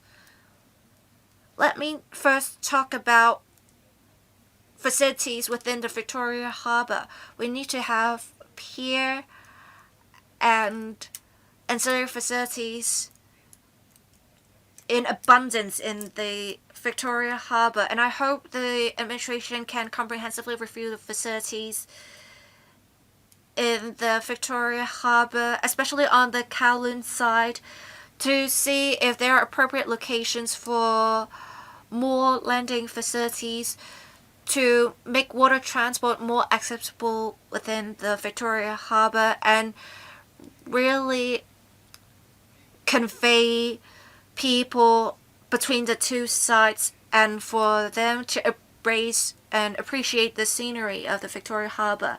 I do support the pier improvement program. They have done many works in different piers, but right now with the works at piers, they involve significant investments. Many of them are large-scale pier facilities, but for the development of island hopping tourism, we may not need a large-scale pier facility. We can just have some smaller pier facilities or even temporary pier facilities. Perhaps we can relax relevant restrictions. If the private sector is interested, can the Marine Department relax relevant restrictions so that for the construction of pier facilities, we do not need to construct them in a large scale. We can just listen to the views of different stakeholders and make appropriate adjustments. We need to make sure there is coordination between land-based and water-based transportation. A significant pain point for island tourism development is, take Sai Kung as an example. If one has to go to High Island, they need to take the route of Man Yi Road. And people need to go to the Wang Shek Pier. And if one wants to go on a island hopping tourism, one has to take a boat to Sai Kung to High Island, and then you have to go to Wang Shek Pier. But then you have to arrange transport yourself for you to be picked up at Wang Shek Pier. But that would involve traveling in a restricted area. And the vehicles would have to apply for permits in advance, or the coaches would also need to apply for permits. Can we relax the relevant restrictions? There is no restriction to the flow of people, or taxis, or minibuses. But for the tourism sector, if they need to provide connection services, there is some uncertainty. they may have applied for a permit in advance and they need to provide much information, the name of the driver, the registration mark of the coach. Perhaps with representatives of the Transport Department and Marine Department here today, we can talk about whether we can relax relevant restrictions. I also want to talk about the problem of vessels. To develop island hopping tourism, we have vessels in terms of surveying, having some confusion about requirements. Say the design, the vessel can carry 20 passengers, but after a pandemic, there are some adjustments to licensing conditions and they can only carry 12 passengers thereafter. It has really dampened incentives of investors or operators. Can we relax the restrictions in the licensing regime or make some adjustments? I also want to ask about ecological conservation issues.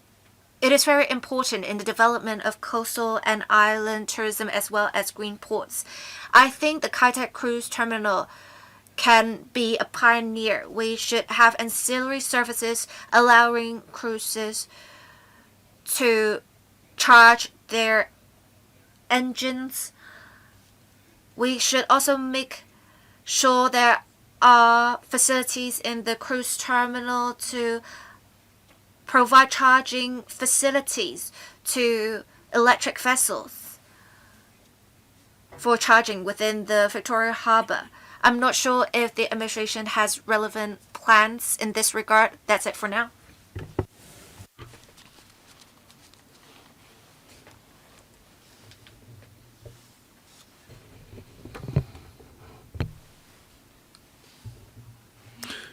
Ms. Ho? Chairman, more landing facilities at the Victoria Harbour to facilitate the visitors. And the member must be aware that we have done the Lai Yuen Mun coastal improvement measure, and the landing steps have come into operation in June 2025. The TD also liaised with the relevant party regarding the water taxi routings. We should not focus mainly on the western part of Victoria Harbour. Now we have the East Boardwalk, and we're also shifting our attention to the eastern part as well.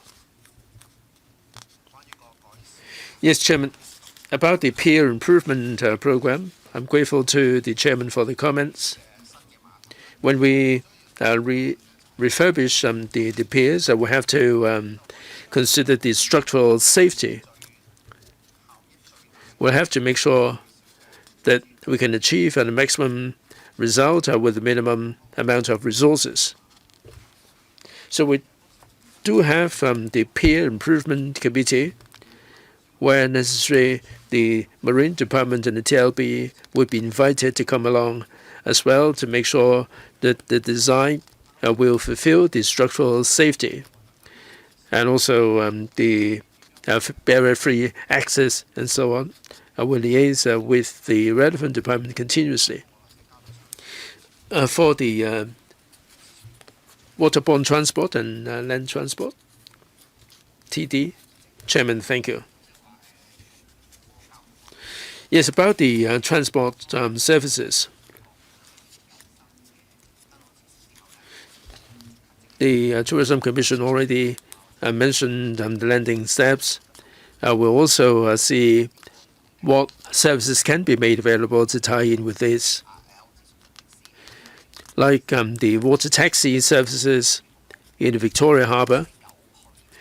This covers the route between West Kowloon or West K and Central. Now, this is very popular service.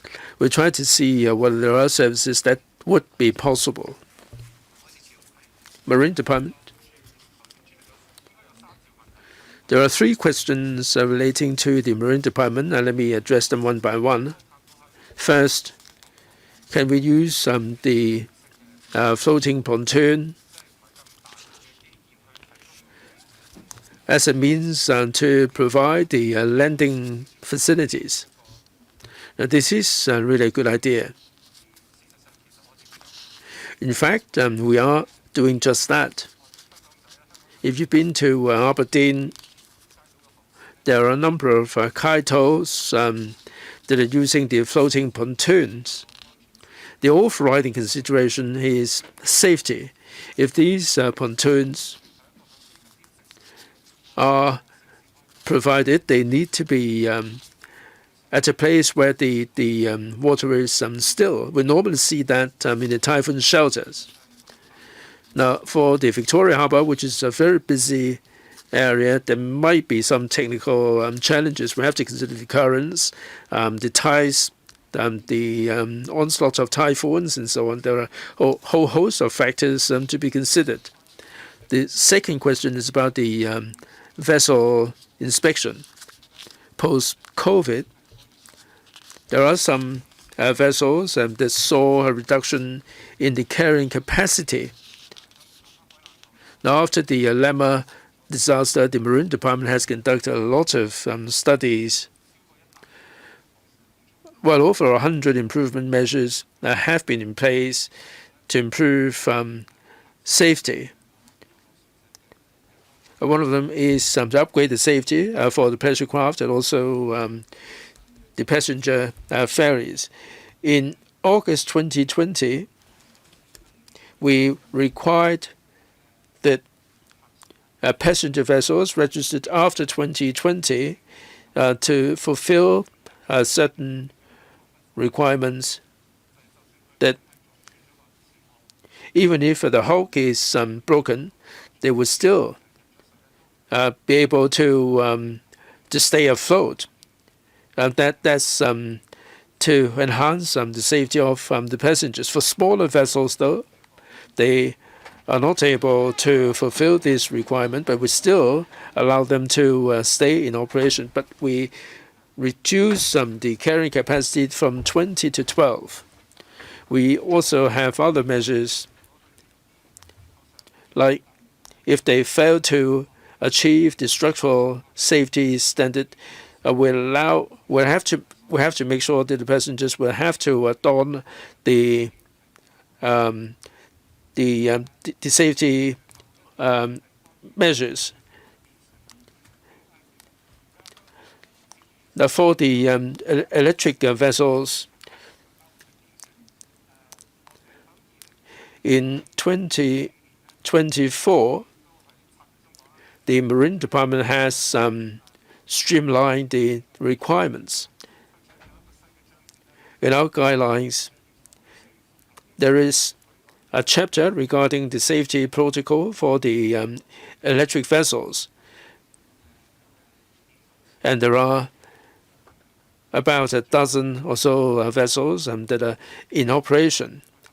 We liaise with the ship owners and provide the technical support to ensure the vessel safety. Thank you. I hope that the charging facilities can be stepped up. EVs, the government is pushing this really aggressively, but the e-vessels seem to be lagging a little bit behind.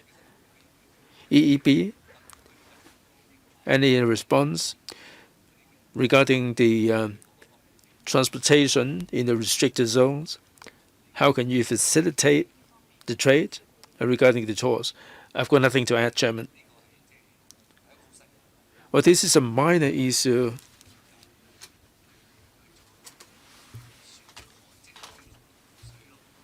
But we have to have the land-based and water-based solutions.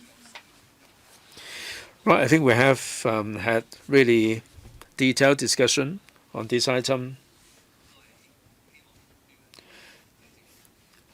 Our purpose is for the government to come up with short-term, medium-term, and long-term measures to utilize the precious island resources and develop the coastal and island tourism.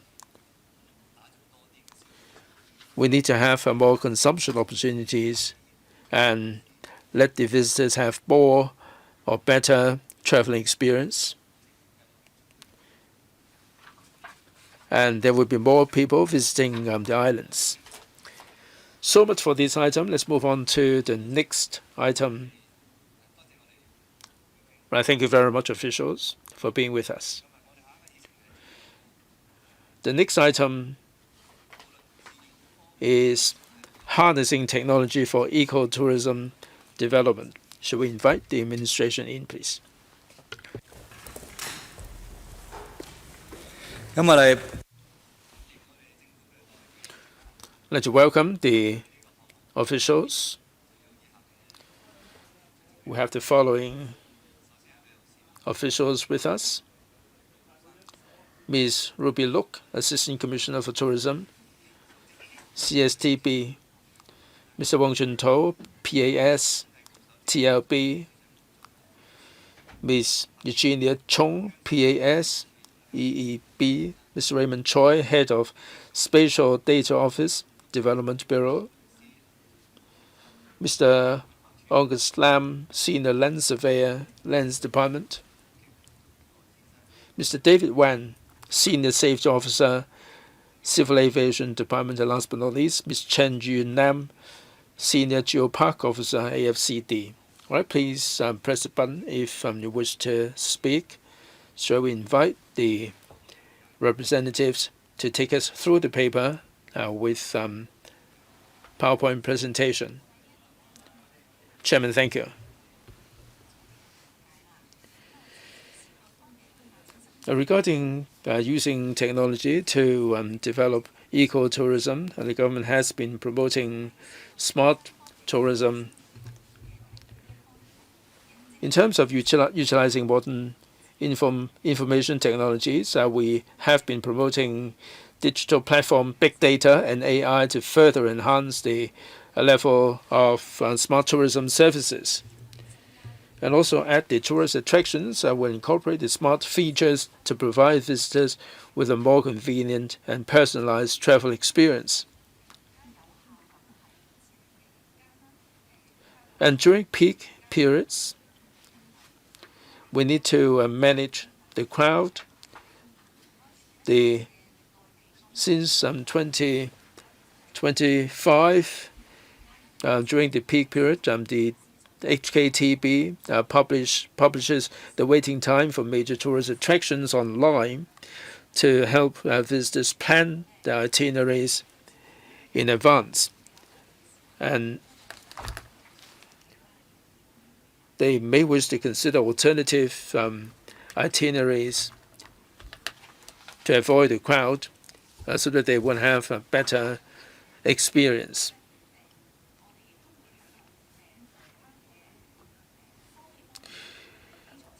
We also have the infrastructure.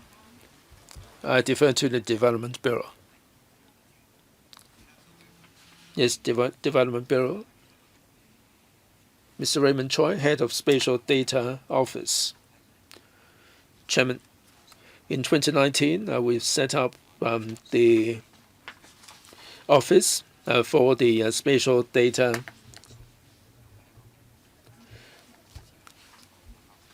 Now, it's just like the electrical building or the other buildings. We have the particular geographical location on the platform. We have launched the spatial data sharing platform to promote the integration and interoperability of the spatial data to enable the users to make decisions based on the data and drive social innovation and the development of smart cities. As of early July 2026, we have already had 1,100 spatial data sets covering various fields such as planning, land administration, buildings, population, transport, and weather. The datasets can support the development of different fields. Today we are discussing tourism plus ecology, and there is a lot of data that can support the development. Now we have the country park data, the public transport data, and the country park data. And we also have data for regarding the food establishments in the vicinity.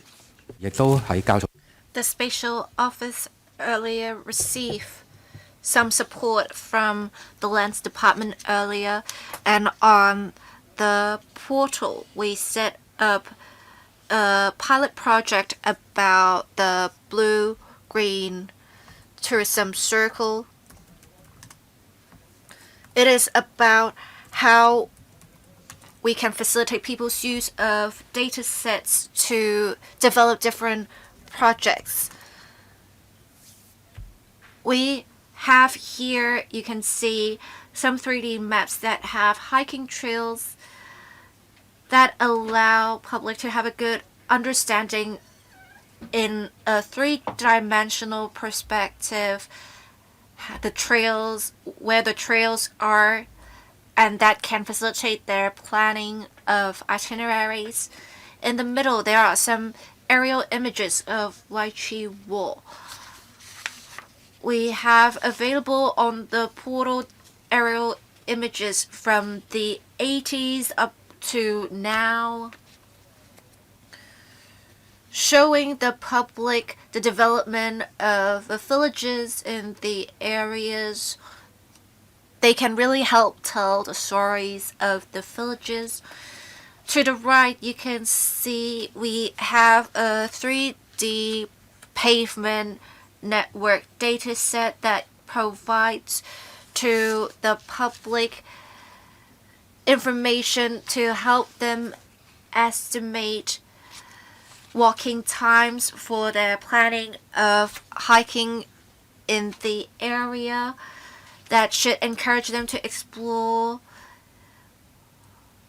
what's available in the area. We hope the public can make good use of the data sets available on the portal for their uses. Thank you. Lastly, we'll have the Transport and Logistics Bureau representative speak, Mr. Wang Chento. Thank you, Chair.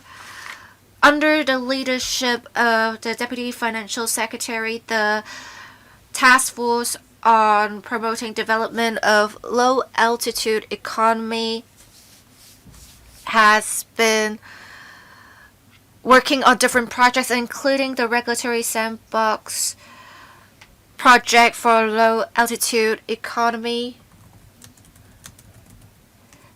That includes an application, for example, for drone shows that has now been regularized. We have now the Regulatory Sandbox X project that will test more complex application scenarios. We have in the first batch 4 approved projects, including passenger carrying non-traditional aircraft. The working group will, on the premise of safeguarding public and aviation safety, take an incremental approach and launching projects when they are ready. Move forward in this direction in promoting low-altitude economy. The Civil Aviation Department has also promulgated design concepts and requirements and planning of infrastructure facilities for the development of a smart low-altitude traffic system.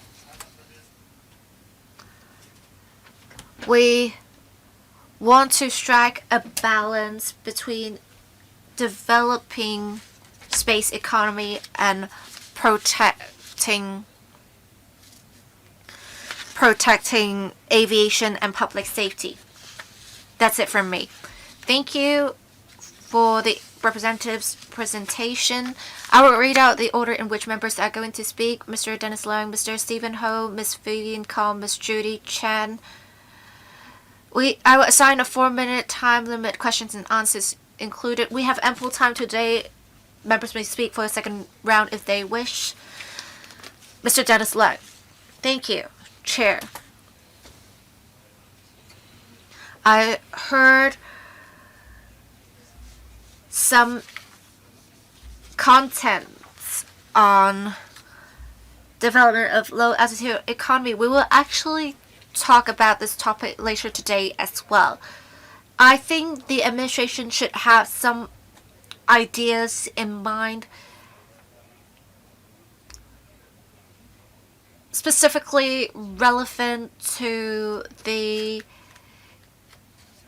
development of ecotourism, what we need to do in the development of low altitude economy facilities, including landing facilities for drones. Also, with the different drone application scenarios, does it allow visitors or locals to make use of drones for the use of tourism? On the use of geospatial data, sometimes when I watch TV, something I really look forward to is to see how it pans to different locations on Earth. So I hope we can install more cameras at different attractions in Hong Kong so that for people who are interested, they can see round the clock what is happening at the locations. And with these cameras installed, it can perhaps also help us monitor the different locations so that there is no damage being done to the environment in those areas. Who's going to answer the questions? Mr. Wang Chunto. Thank you. We do have in the 4 approved projects under the Regulatory Sandbox X project testing some passenger carrying drone routes. When we test the applications later this year, we want to make sure to have in mind the development of tourism routes in future when we test the passenger carrying applications. We said earlier that we want to incorporate more tourism elements that would include some water crossing routes, and perhaps through Regulatory Sandbox X we can try to really test out different projects. Well, actually these aircrafts, if they are being operated in the mainland, they need to obtain full permits, and right now in the companies we know often only have some of the permits. So how can we make sure we can test these applications without unnecessary restrictions, perhaps without them having to obtain all 4 permits? Who's going to answer the question? Mr. Wang Chunto, I will speak first. I think we will test out the different applications of non-traditional aircraft under Regulatory Sandbox X. That's the simple response I'm going to give. I'll perhaps let the representative from the Civil Aviation Department supplement my reply. Thank you. Because the projects will be undertaken in phases, we will start without passengers, and at later stages we will test out passenger carrying applications. To ensure public and aviation safety, the relevant aircraft must obtain all permits to carry passengers. Some of the regulatory sandbox projects, while they may have the ultimate goal of carrying passengers, they are only testing with cargo aircraft, so they don't need all permits for testing. Alright, so you will start with cargo carrying applications and then passenger carrying applications. Yes. Thank you. Next, Mr. Stephen Ho. Thank you, Chair. I thank the administration's representatives for attending the discussion of this item.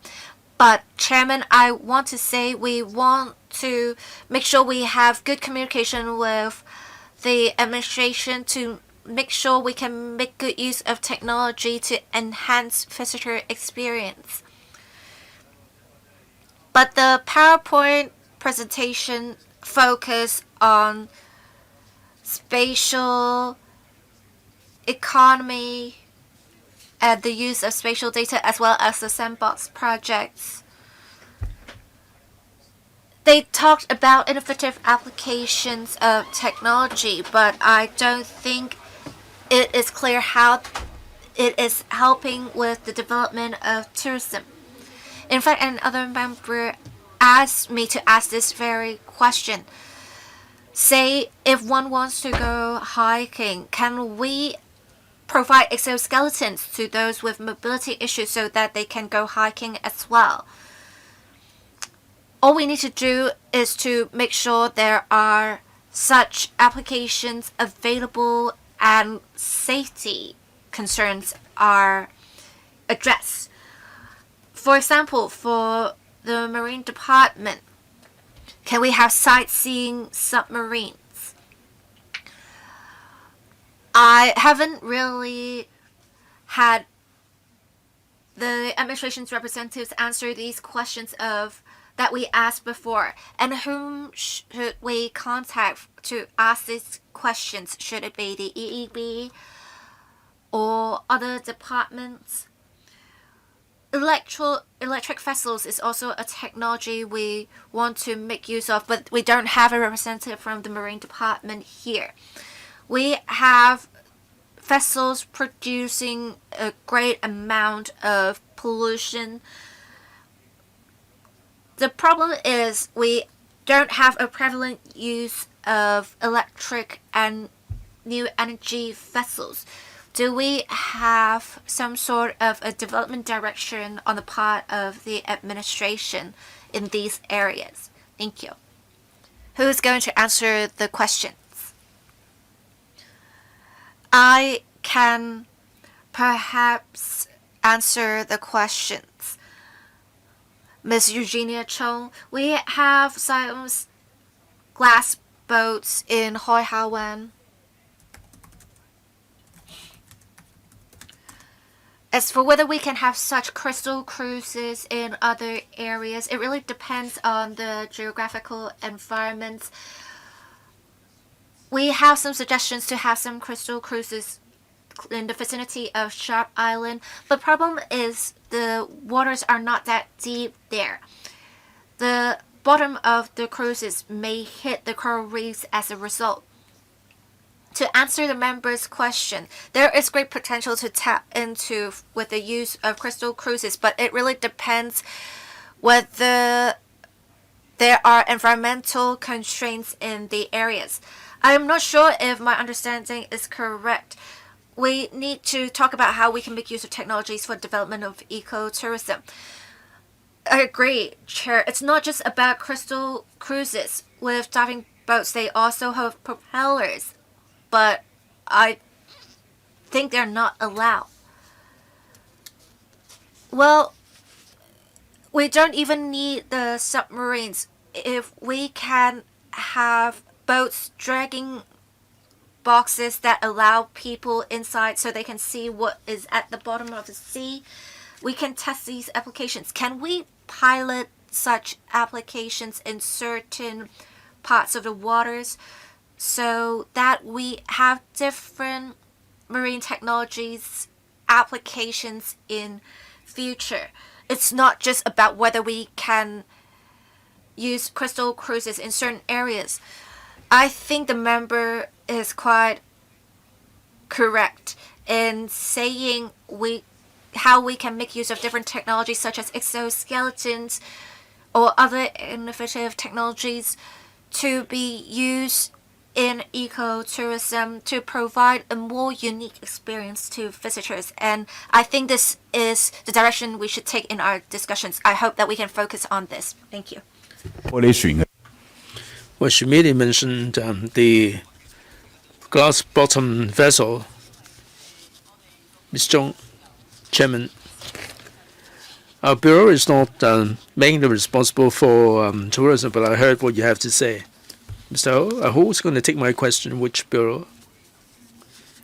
We're sitting here and we don't have the official addressing my question.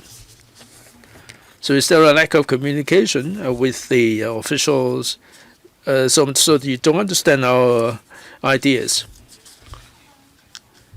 Assistant Commissioner, Chairman. When the member mentioned approval, perhaps AFCD might wish to supplement. Chairman, if there are facilities that need to be put in the places with ecological value, we do have the mechanism.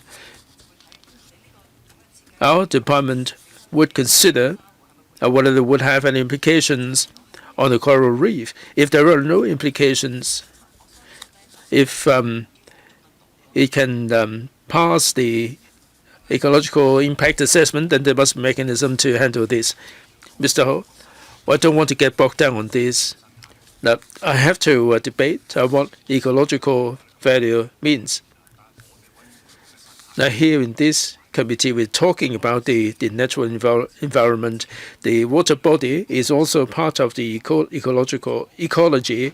It may not have any ecological value. So I don't want to get bogged down in the debate with you here. I hope that there would be better communication so that we can serve in a better way. Right, indeed. And the Vice Chair and myself will be communicating with the Bureau so that we can have more focused discussion and members' questions can be better addressed. Ms. Kok, Chairman, thank you. In the Golden Week, the government will also announce the waiting time for the attractions. Will this be also extended to the Geopark and McLeod's Trail? Would there be any monitoring of the crowd when the places are hitting capacity? Would there be any announcement or alert given to the visitors? I know that the government is promoting a low-altitude economy, and the sandbox project has been launched. So when the government is looking at the routing, would you consider the implications on the migratory birds and also the habitats? Now, for the ecologically sensitive areas, would there be any altitude restriction or any no-fly zone to make sure that we can achieve conservation? Now, for the UCA unconventional aircraft, will there be any further information that can be shared that cover the different ecology? Right, the real-time crowd. Thank you very much, Ms. Kong, for the question. During the festive holidays, the TB makes arrangement to announce the waiting time for these attractions. This is linked up with the AFCD covering the East Dam. Now, with this link, the visitors will be able to know the flow of people in a real-time way. and they will be able to plan the itinerary accordingly. So we are working in collaboration with the AFCD. If there are other attractions or any other ecological tourism area that need to be covered, I would certainly be only delighted to do so, so the visitors will know what they're letting themselves in for. So you don't have any real-time images. You have only the numbers. Ms. Look? Yes, we will say whether it is crowded in the East Dam, just in text, no images, showing the long queue of people waiting to go in. Ms. Look? I don't think so. Perhaps I defer to the FCD for the details. Chairman, we don't provide any images for the time being. We have to consider the network and also the privacy element, but thank you very much for your comments. We'll see whether we can put a camera or CCTV to show the scene in real time. This can be explored. Low altitude economy, I defer to the TLB. Chairman, thank you. Thanks very much, Ms. Kong, for the question. The low altitude flights and the implication on the migratory bird and the economy, we are very concerned at the working group. We did have some discussion regarding the migratory birds, and for the flight path, we'll also make sure that there will not have any unacceptable impact on migratory birds. As to the regulatory sandbox X, this covers the UCA and conventional aircraft. The applicants would like to have some tourism elements, and this would cover the islands and some other places. And together with various departments, we are liaising with the applicants, and we hope that a trial run can be implemented. Now, these flight routes are subject to change. As soon as we have more information, we'll bring the public up to date. Well, I'm sure that we are concerned about the unconventional aircraft, the passenger-carrying UCA. How soon are we going to see this happen? How long will you test this for? That you will be testing this with dummies, but how soon are we going to see real people flying around in the UCAs? Mr. Wong, as we said, we'll have the unloaded flight, and then we'll have the cargo-carrying flights, and I hope that this will facilitate the ultimate goal of carrying passengers. We have amended the 1995 small unmanned aircraft order, and will take forward the second stage of legislation. We're going to have a dedicated piece of legislation covering the UCA. This afternoon at the EA panel, I will be briefing members further on this. Ms. Judy Chen. Chairman, thank you. First of all, a more technical question. From the slide, there are some apps that cover the location and the maps. I know that we have a lot of hiking trails that are very popular. The hikers are telling us that they want to have supplies in the middle of their journey, perhaps some energy bars and so on. They have to carry them with them. The most important thing is the water source. The hikers are telling us that there are no water fountains anywhere on the hiking trails. Does this app provide any function? I don't think there is, but would there be any added function for them to know where the water fountain is? Like driving, we need to know the charging points, where they are. Now, another question is, like I said in the previous item, we should really adjust our mindset. We talk about the communication mechanism and the way forward. Now, the EEB said they're not responsible for tourism. I think last year or year before last, Secretary Rosanna Law headed up the Committee on Tourism Development. Does this committee involve other bureaus and departments except the practitioners? So the departments don't know much about the way forward, do they? Well, that's the policy committee. Now, for this subcommittee, we're here for a tenure of 12 months. We're halfway through the tenure. So going forward, what can be followed up? I think a significant mission on our part is to provide a coordinating mechanism. It seems that there is no single mechanism to address the questions that we have.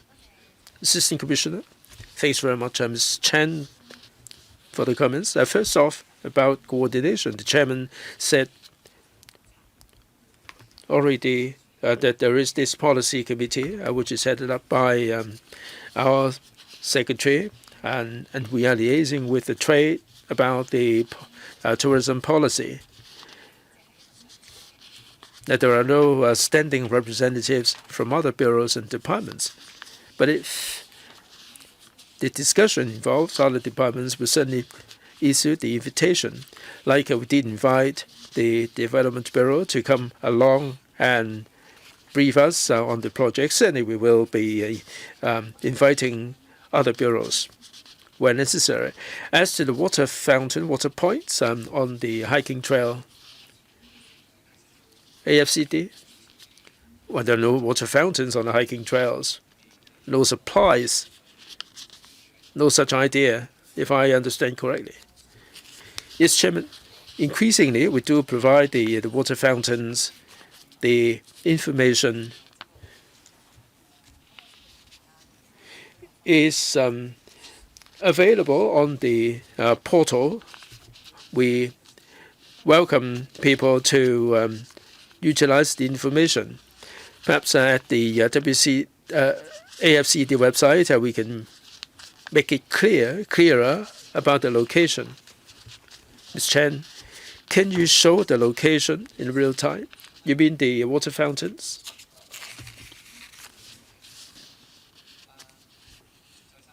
Mr. Choi, Chairman.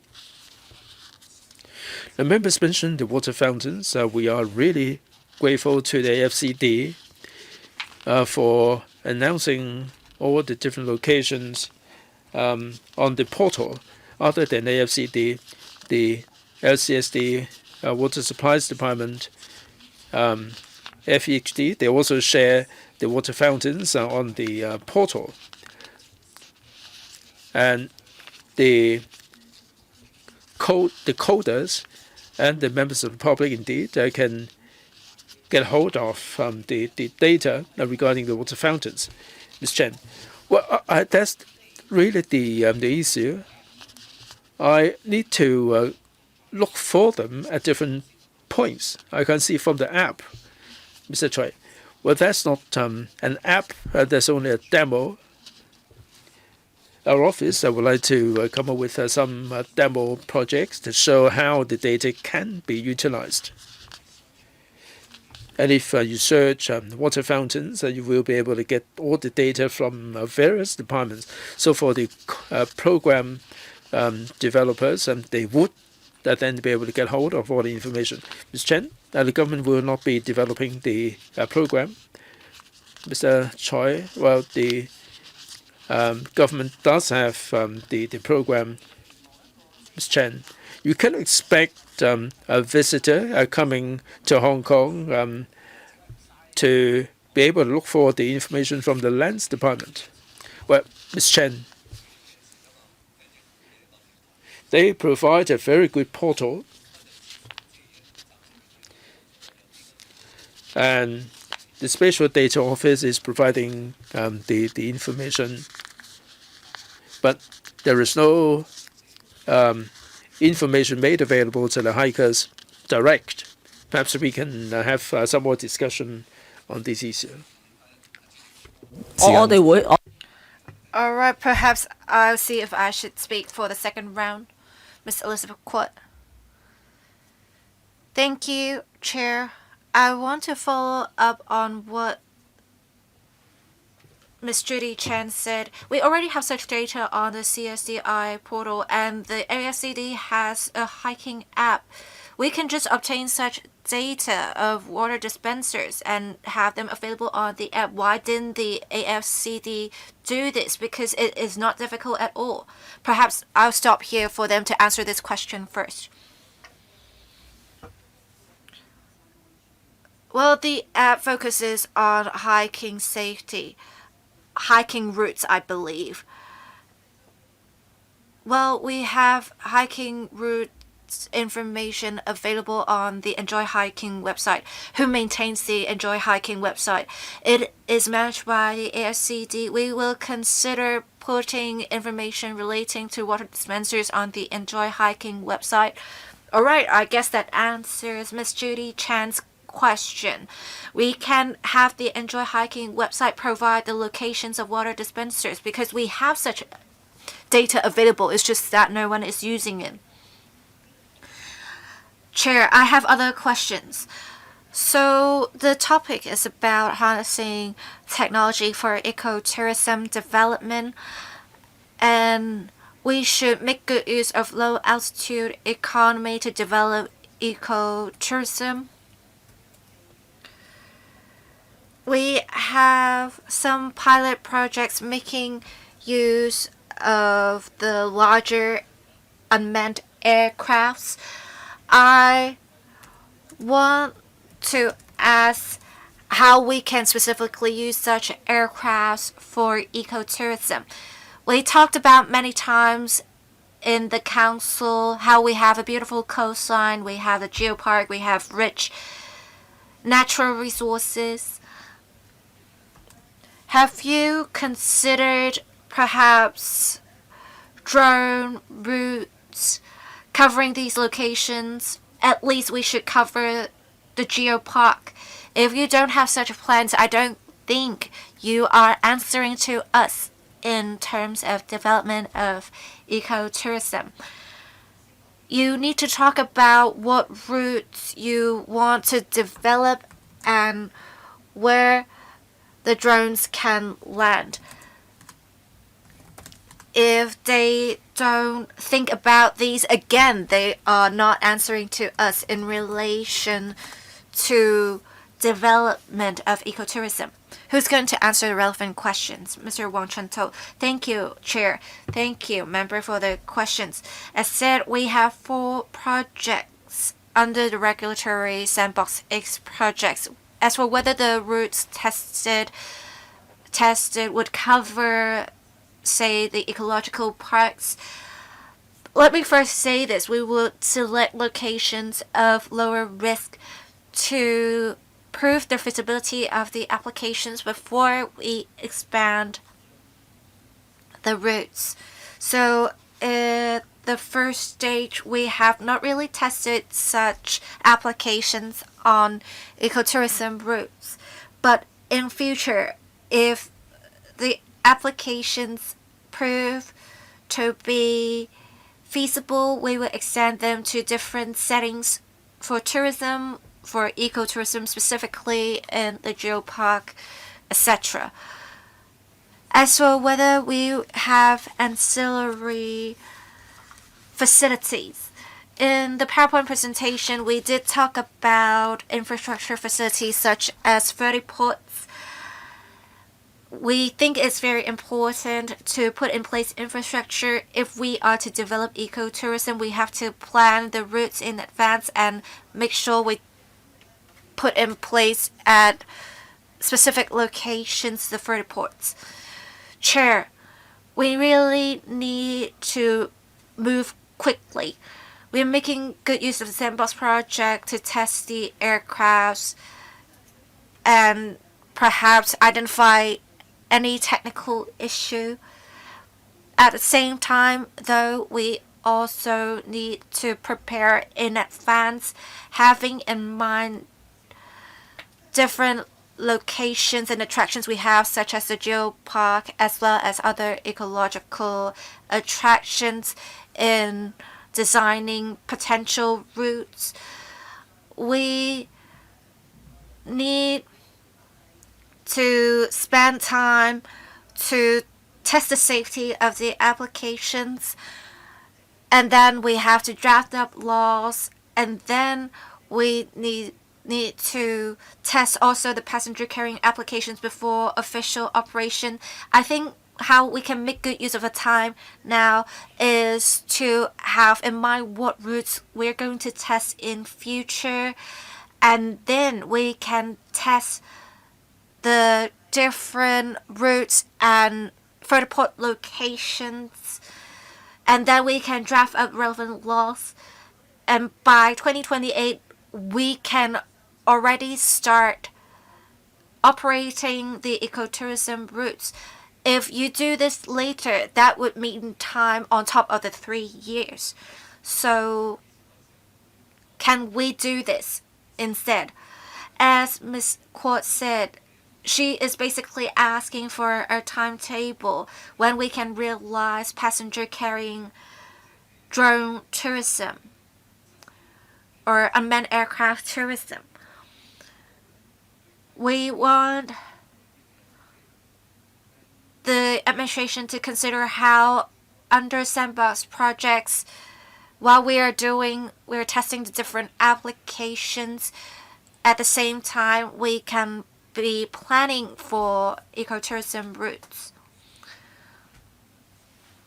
Mr. Wang Chuntou, thank you, Chair. Thank you, Ms. Court, for the questions and some very valuable suggestions. We need to make sure the applications are safe. We need the relevant laws to be in place, as well as relevant infrastructure in place. We are doing all of these in parallel. We are testing the unconventional aircrafts. We are also preparing for the second stage legislative amendment work. We will actually give a more detailed report at the panel on economic development meeting later today. We are also conducting a technical study to plan for flight routes and how we can make good use of the airspace. We are adopting a multi-pronged approach.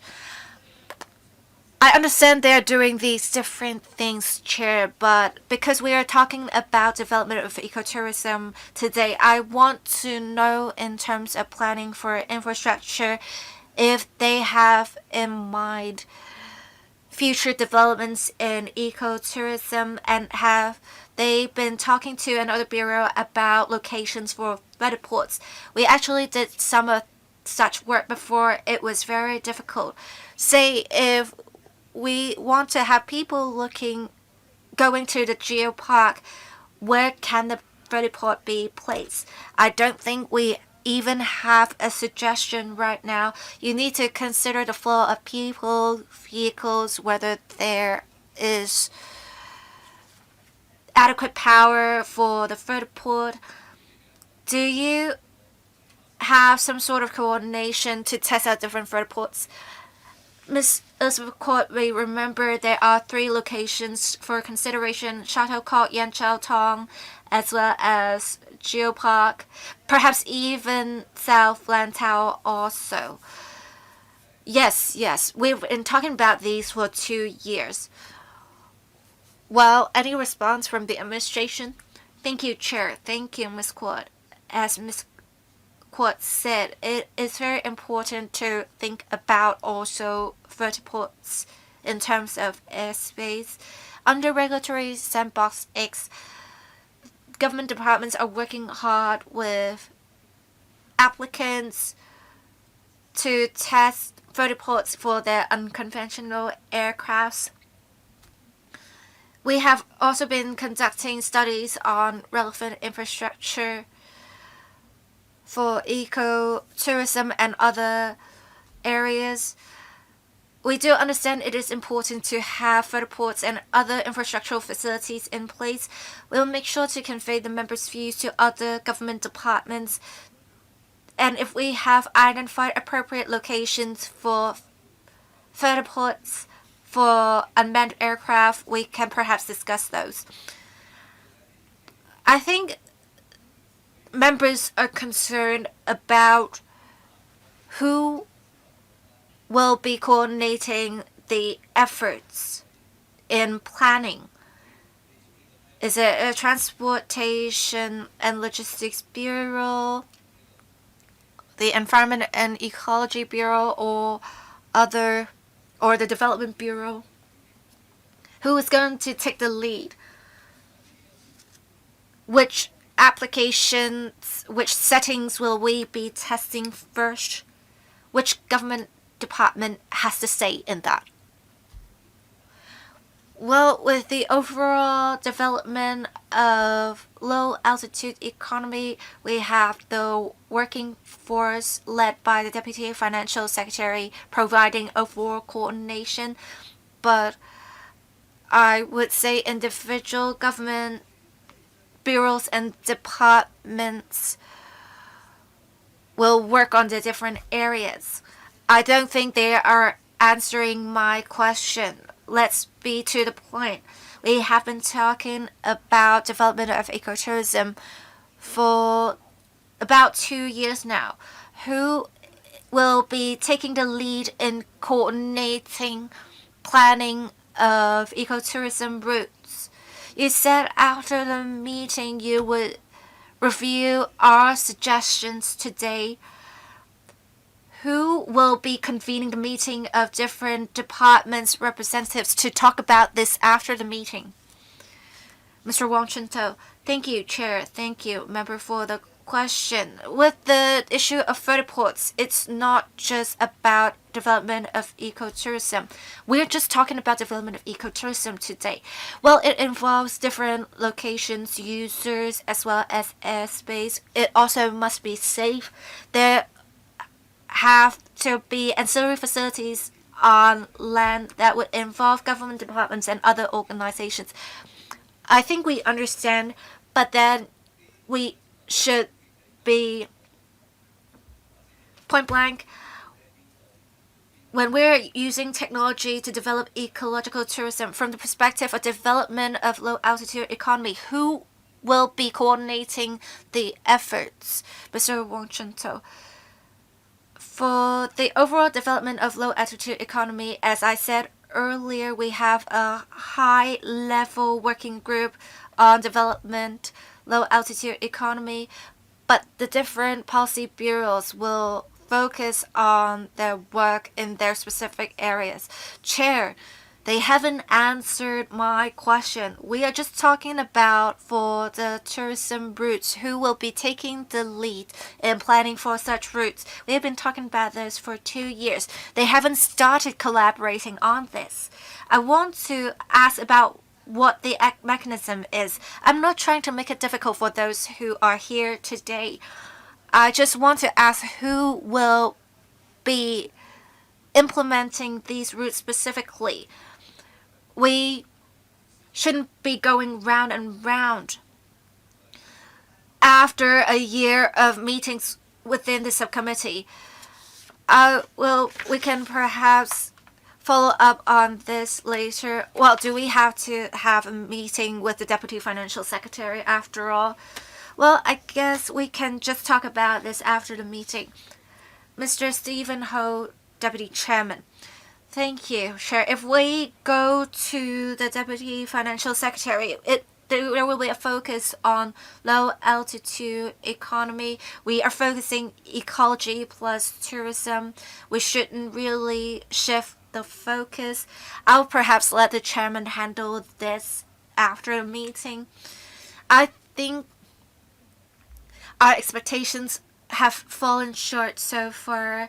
The government has consulted different stakeholders, but it seems that our discussions today have not really focused on how we can harness technology to tackle the different pain points in the development of ecotourism.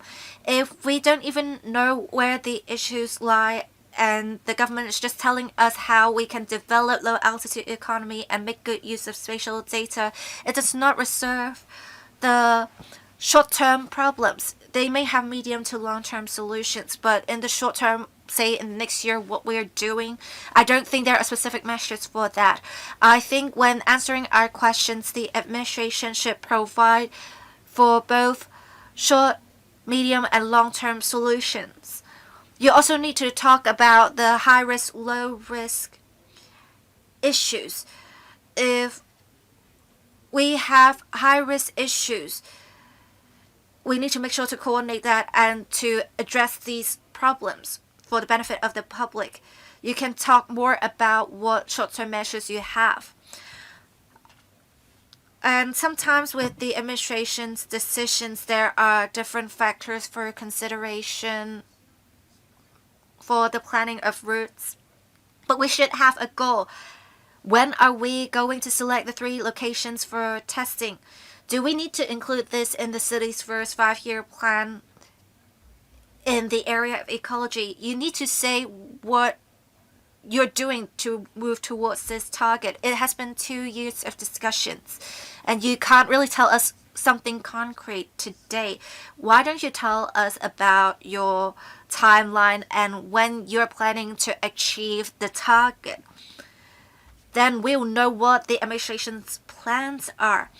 If you are just telling us about macro level policy matters, we're not moving forward. I hope the administration can answer the 2 simple questions of mine first. How technology has helped you identify the different issues, and then I'll ask other questions. Ruby, if I may, Chairman, address the question first. How can technology help? Well, the CSTB will be focusing our attention on the visitors' travel. We are liaising with the data suppliers, data platform, in order to improve the content of the portal. We're using big data and AI to enrich the information. So we'll be consolidating the information regarding the attractions, the dining, and the ecotourism and so on for the visitors to get to grips with the latest information. And the HKTB in the one-stop platform provide AI functionalities. Let's say the visitors would like to go to certain attractions. Through AI, they can plan the suitable itineraries. The HKTB is working on this.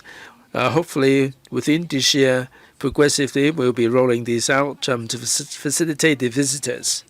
As to the other technology, I defer to my colleagues from other bureaus. Any supplement? If not, may I?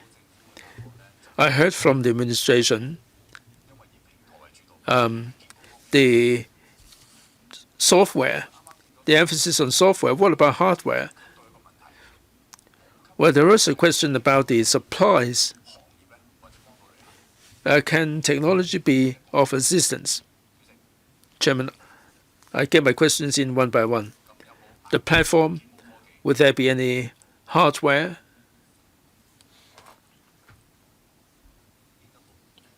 Which department, which bureau? If I may, Chairman. At the Committee on Country Park Management, we do deploy technology to improve the travelers' experience. Other than the number of travelers, we also provide information on toilets Now we are providing the environmentally friendly toilets, and we hope that in terms of hardware, we can improve the facilities. We're not simply or just taking the visitor step, but in terms of management, if we can use technology, we certainly would be prepared to use technology to improve the experience. The member mentioned the information on the water points or water fountains. I will certainly follow up on this. Mr. Ho, what the EEB gave a pretty good reply. A toilet is also part of the hardware. A couple of years ago, I asked about the cycle tracks and how far are the toilets, how far apart do we have the toilet. I heard that it's 0.6 kilometers, but the furthest point would be 7 kilometers. So how can we increase the number of water fountains? I'm sure that the EEB talked about the public toilets. I think you're refurbishing some of the existing toilets. This is still falling short of our target. My next question is, between the departments, there is a lack of communication. I think in the ecotourism sport, water supplies would be important. Now you have the information on the Enjoy Hiking app. That would be helpful. But if you want to improve the traveling experience,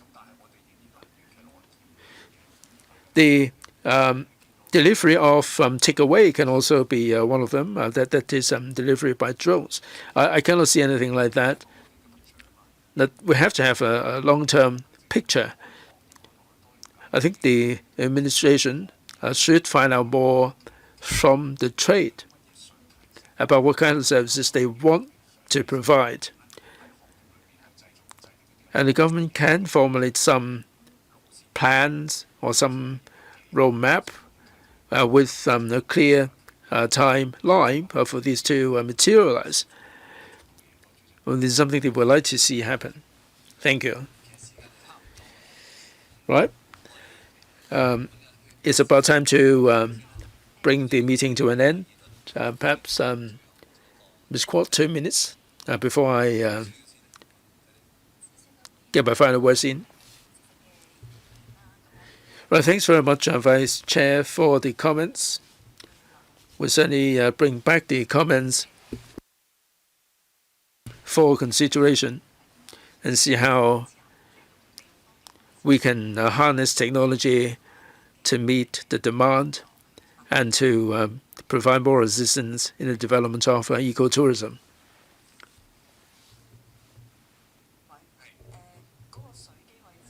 Yes, Chairman, about the water fountain location, we have this on the AFCD website. I've got it wrong just now. Mr. Ho, this is not the main point. How many and where? There are 37. And that's on the website. Any in the East Dam? We need to have water supply and power supply, and we're still working on this. Right, there are some hotspots where they are so deprived. That's the main issue. Ms. Elizabeth Kwok, 2 minutes, second round. Chairman. Not so much on low altitude economy, but AI. How can we harness AI to promote ecotourism? In the mainland and overseas, they have pretty good examples. They're using drones or submersibles or the robo-dogs to carry out inspection and also to identify the different species, marine species, trees, and so on, and document them. And a couple of things can be done here. we can find out where we can see the most number of birds. We can use the audio data to identify what birds will appear where. That would facilitate the visitors to find the species that they like to find. Maybe not everyone is a diver. Maybe we can use submersibles, and with a mobile phone, you can see underwater, and also in real time, you can also see the coral reefs with the aid of AI. And the members of the public can also take part. Now, when we go hiking, I'm sure you would like to find out what tree this is, what flower this is, and what kind of bird, what kind of animals they are. I think we can have AI to document all the different species in Hong Kong and let the members of the public take part. They can take a photo and be given the information what sort of species they are. Now we can have all this information on an app for public education. And the public would be that much more interested in ecotourism, and indeed the visitors will also get to appreciate the rich biodiversity in the air, on land, and also on the sea. Now, with the use of AI, I'm sure that we can do something along those lines. All right? This is a suggestion. I know that the FCD is also deploying AI regarding biodiversity. Any supplement, any response? Chairman, what to differentiate different species? We don't have that, but we have the BIH map covering different species in different places. Like you want to see birds, watch birds, they go to the wetland park or Taipo cow. We do have the information like this, but for AI to differentiate the different species, I think in the long term this can be done, but I think it would take a bit of time to develop because if you want to take a picture and be given the information about the birds, the butterflies, and the species, I know that there are certain apps in the market out there that they would differentiate the different species of butterflies, but we certainly will consider that. Ms. Quat, in Japan they have the Nanny Link. They can serve the function that I mentioned. They cover the trees and land species, but they don't cover the marine species. They also have the Carol Labs, which can also serve the same function. Obviously, we can develop this ourselves, or we can introduce new technology to Hong Kong. So it's a question of how we can deploy AI in ecotourism. All right, thank you very much for your comments. Right, time is catching up with us, and maybe we extend the meeting by 10 minutes. Is that all right? Judy Chen, I would like to come back on this 10 minutes extension. Ms. Chen, Chairman, the paper mentions the Blueprint 2.0 in 2024 and also the policies there. There are 10 points under the development blueprint for tourism industry, and we are promoting smart tourism. Now, over the next 5 years, are we going to be having any priority list? Now, for long holidays, people are concerned that the crowd control seems to be leaving a lot to be desired.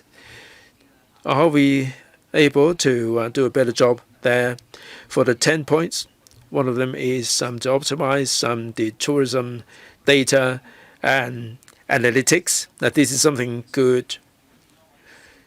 A digital government should use big data to improve governance.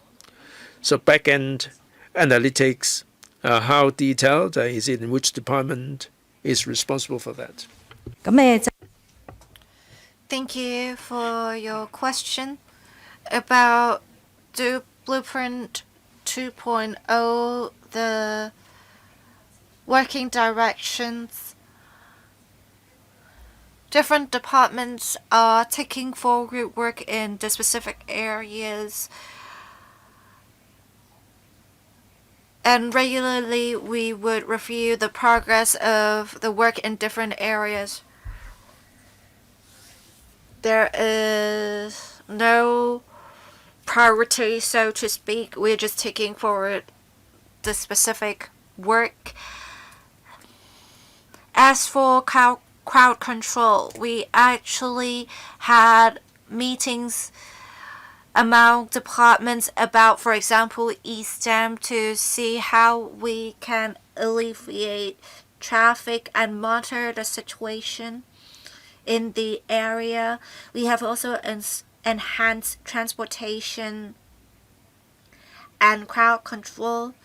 Different departments are working hard in their specific work areas. As the AFCD representative said on their website during peak periods, for example, Golden Weeks, there are real-time data for locals and visitors reference talking about the crowdedness in the East area.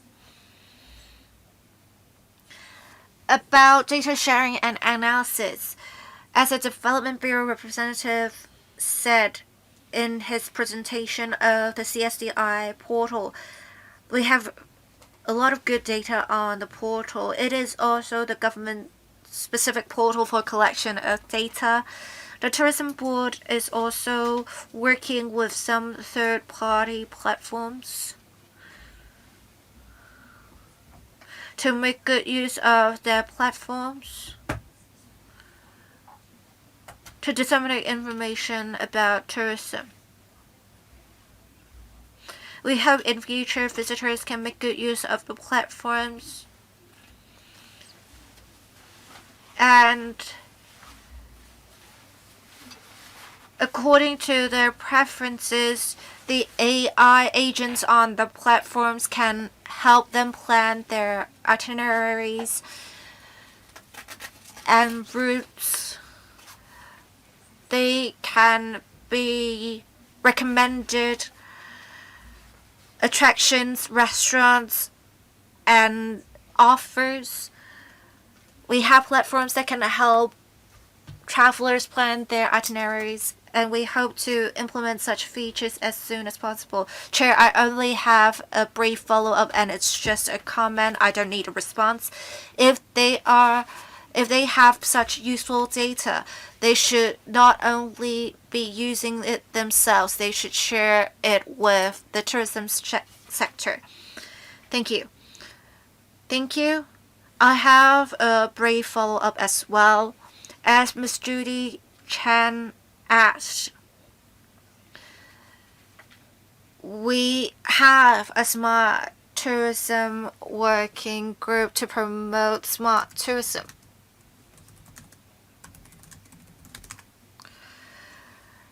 And we talked about in paragraph 2 of the paper of the background brief provided by the Legislative Secretariat.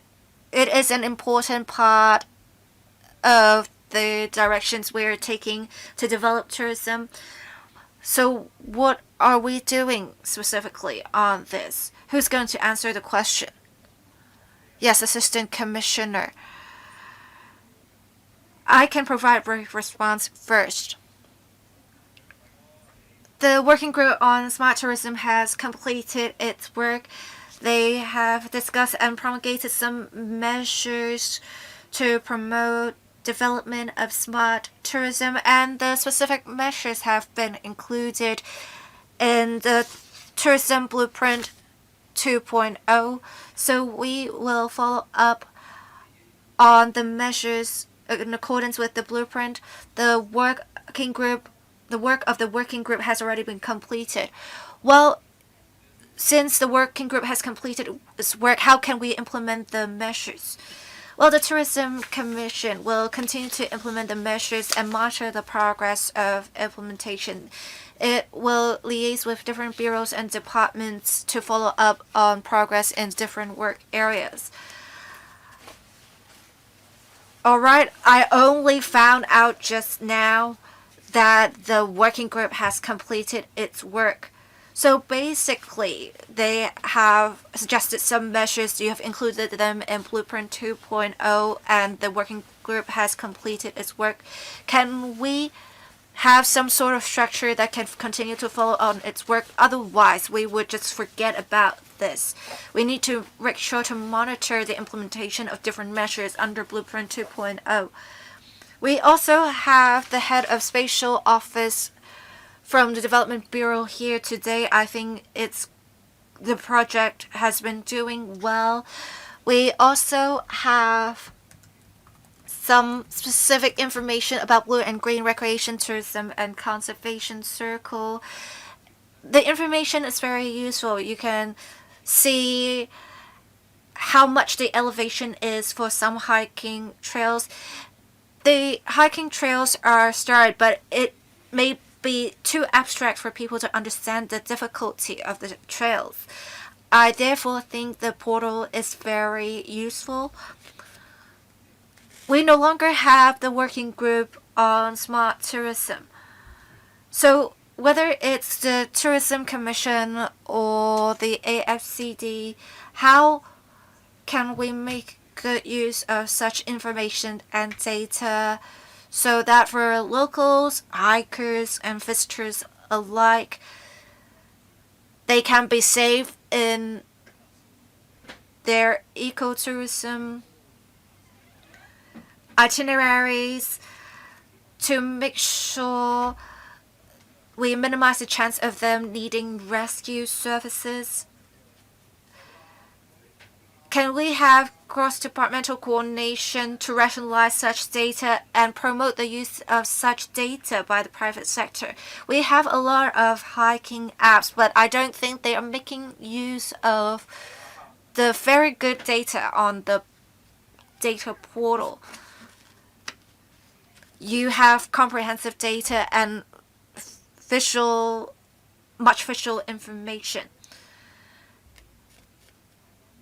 Assistant Commissioner, thank you, Chair, for your comments. We do see there is very good data on the CSDI portal. We'll make sure to communicate with the tourism sector so that they know there is such information available on the portal. We will also work with the Development Bureau to see how we can step up publicity so that our sector, the tourism sector, knows how to make good use of the resource.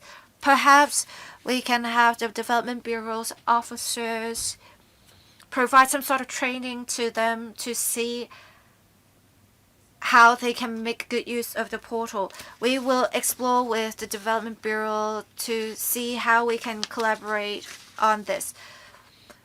Right, we don't want to waste such resources.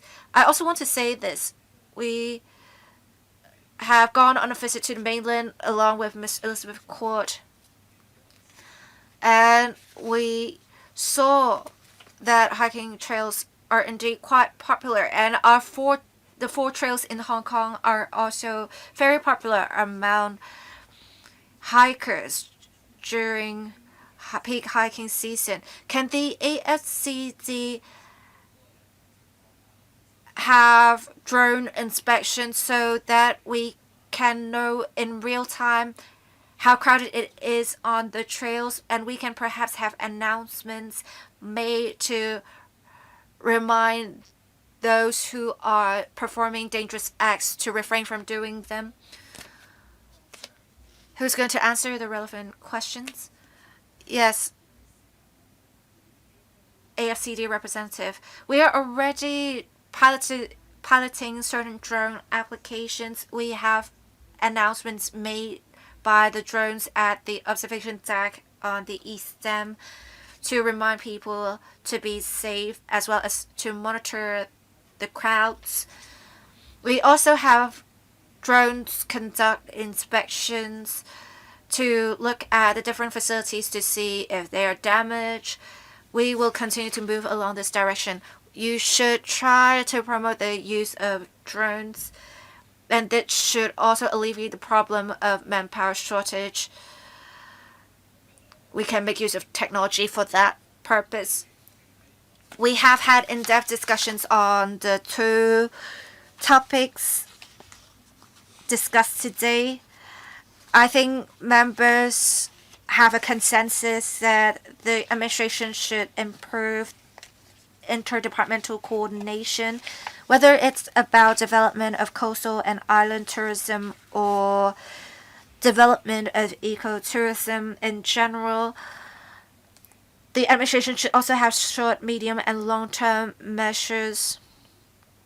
In terms of interdepartmental coordination, we do see some good outcomes on managing crowds in tourism hotspots during festive occasions, but we should also think in the long term what solution there is to truly make good use of our ecological tourism resources.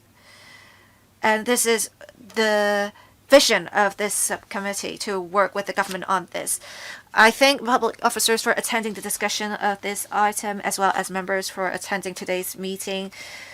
I believe we have no other business. Meeting adjourned. Thank you.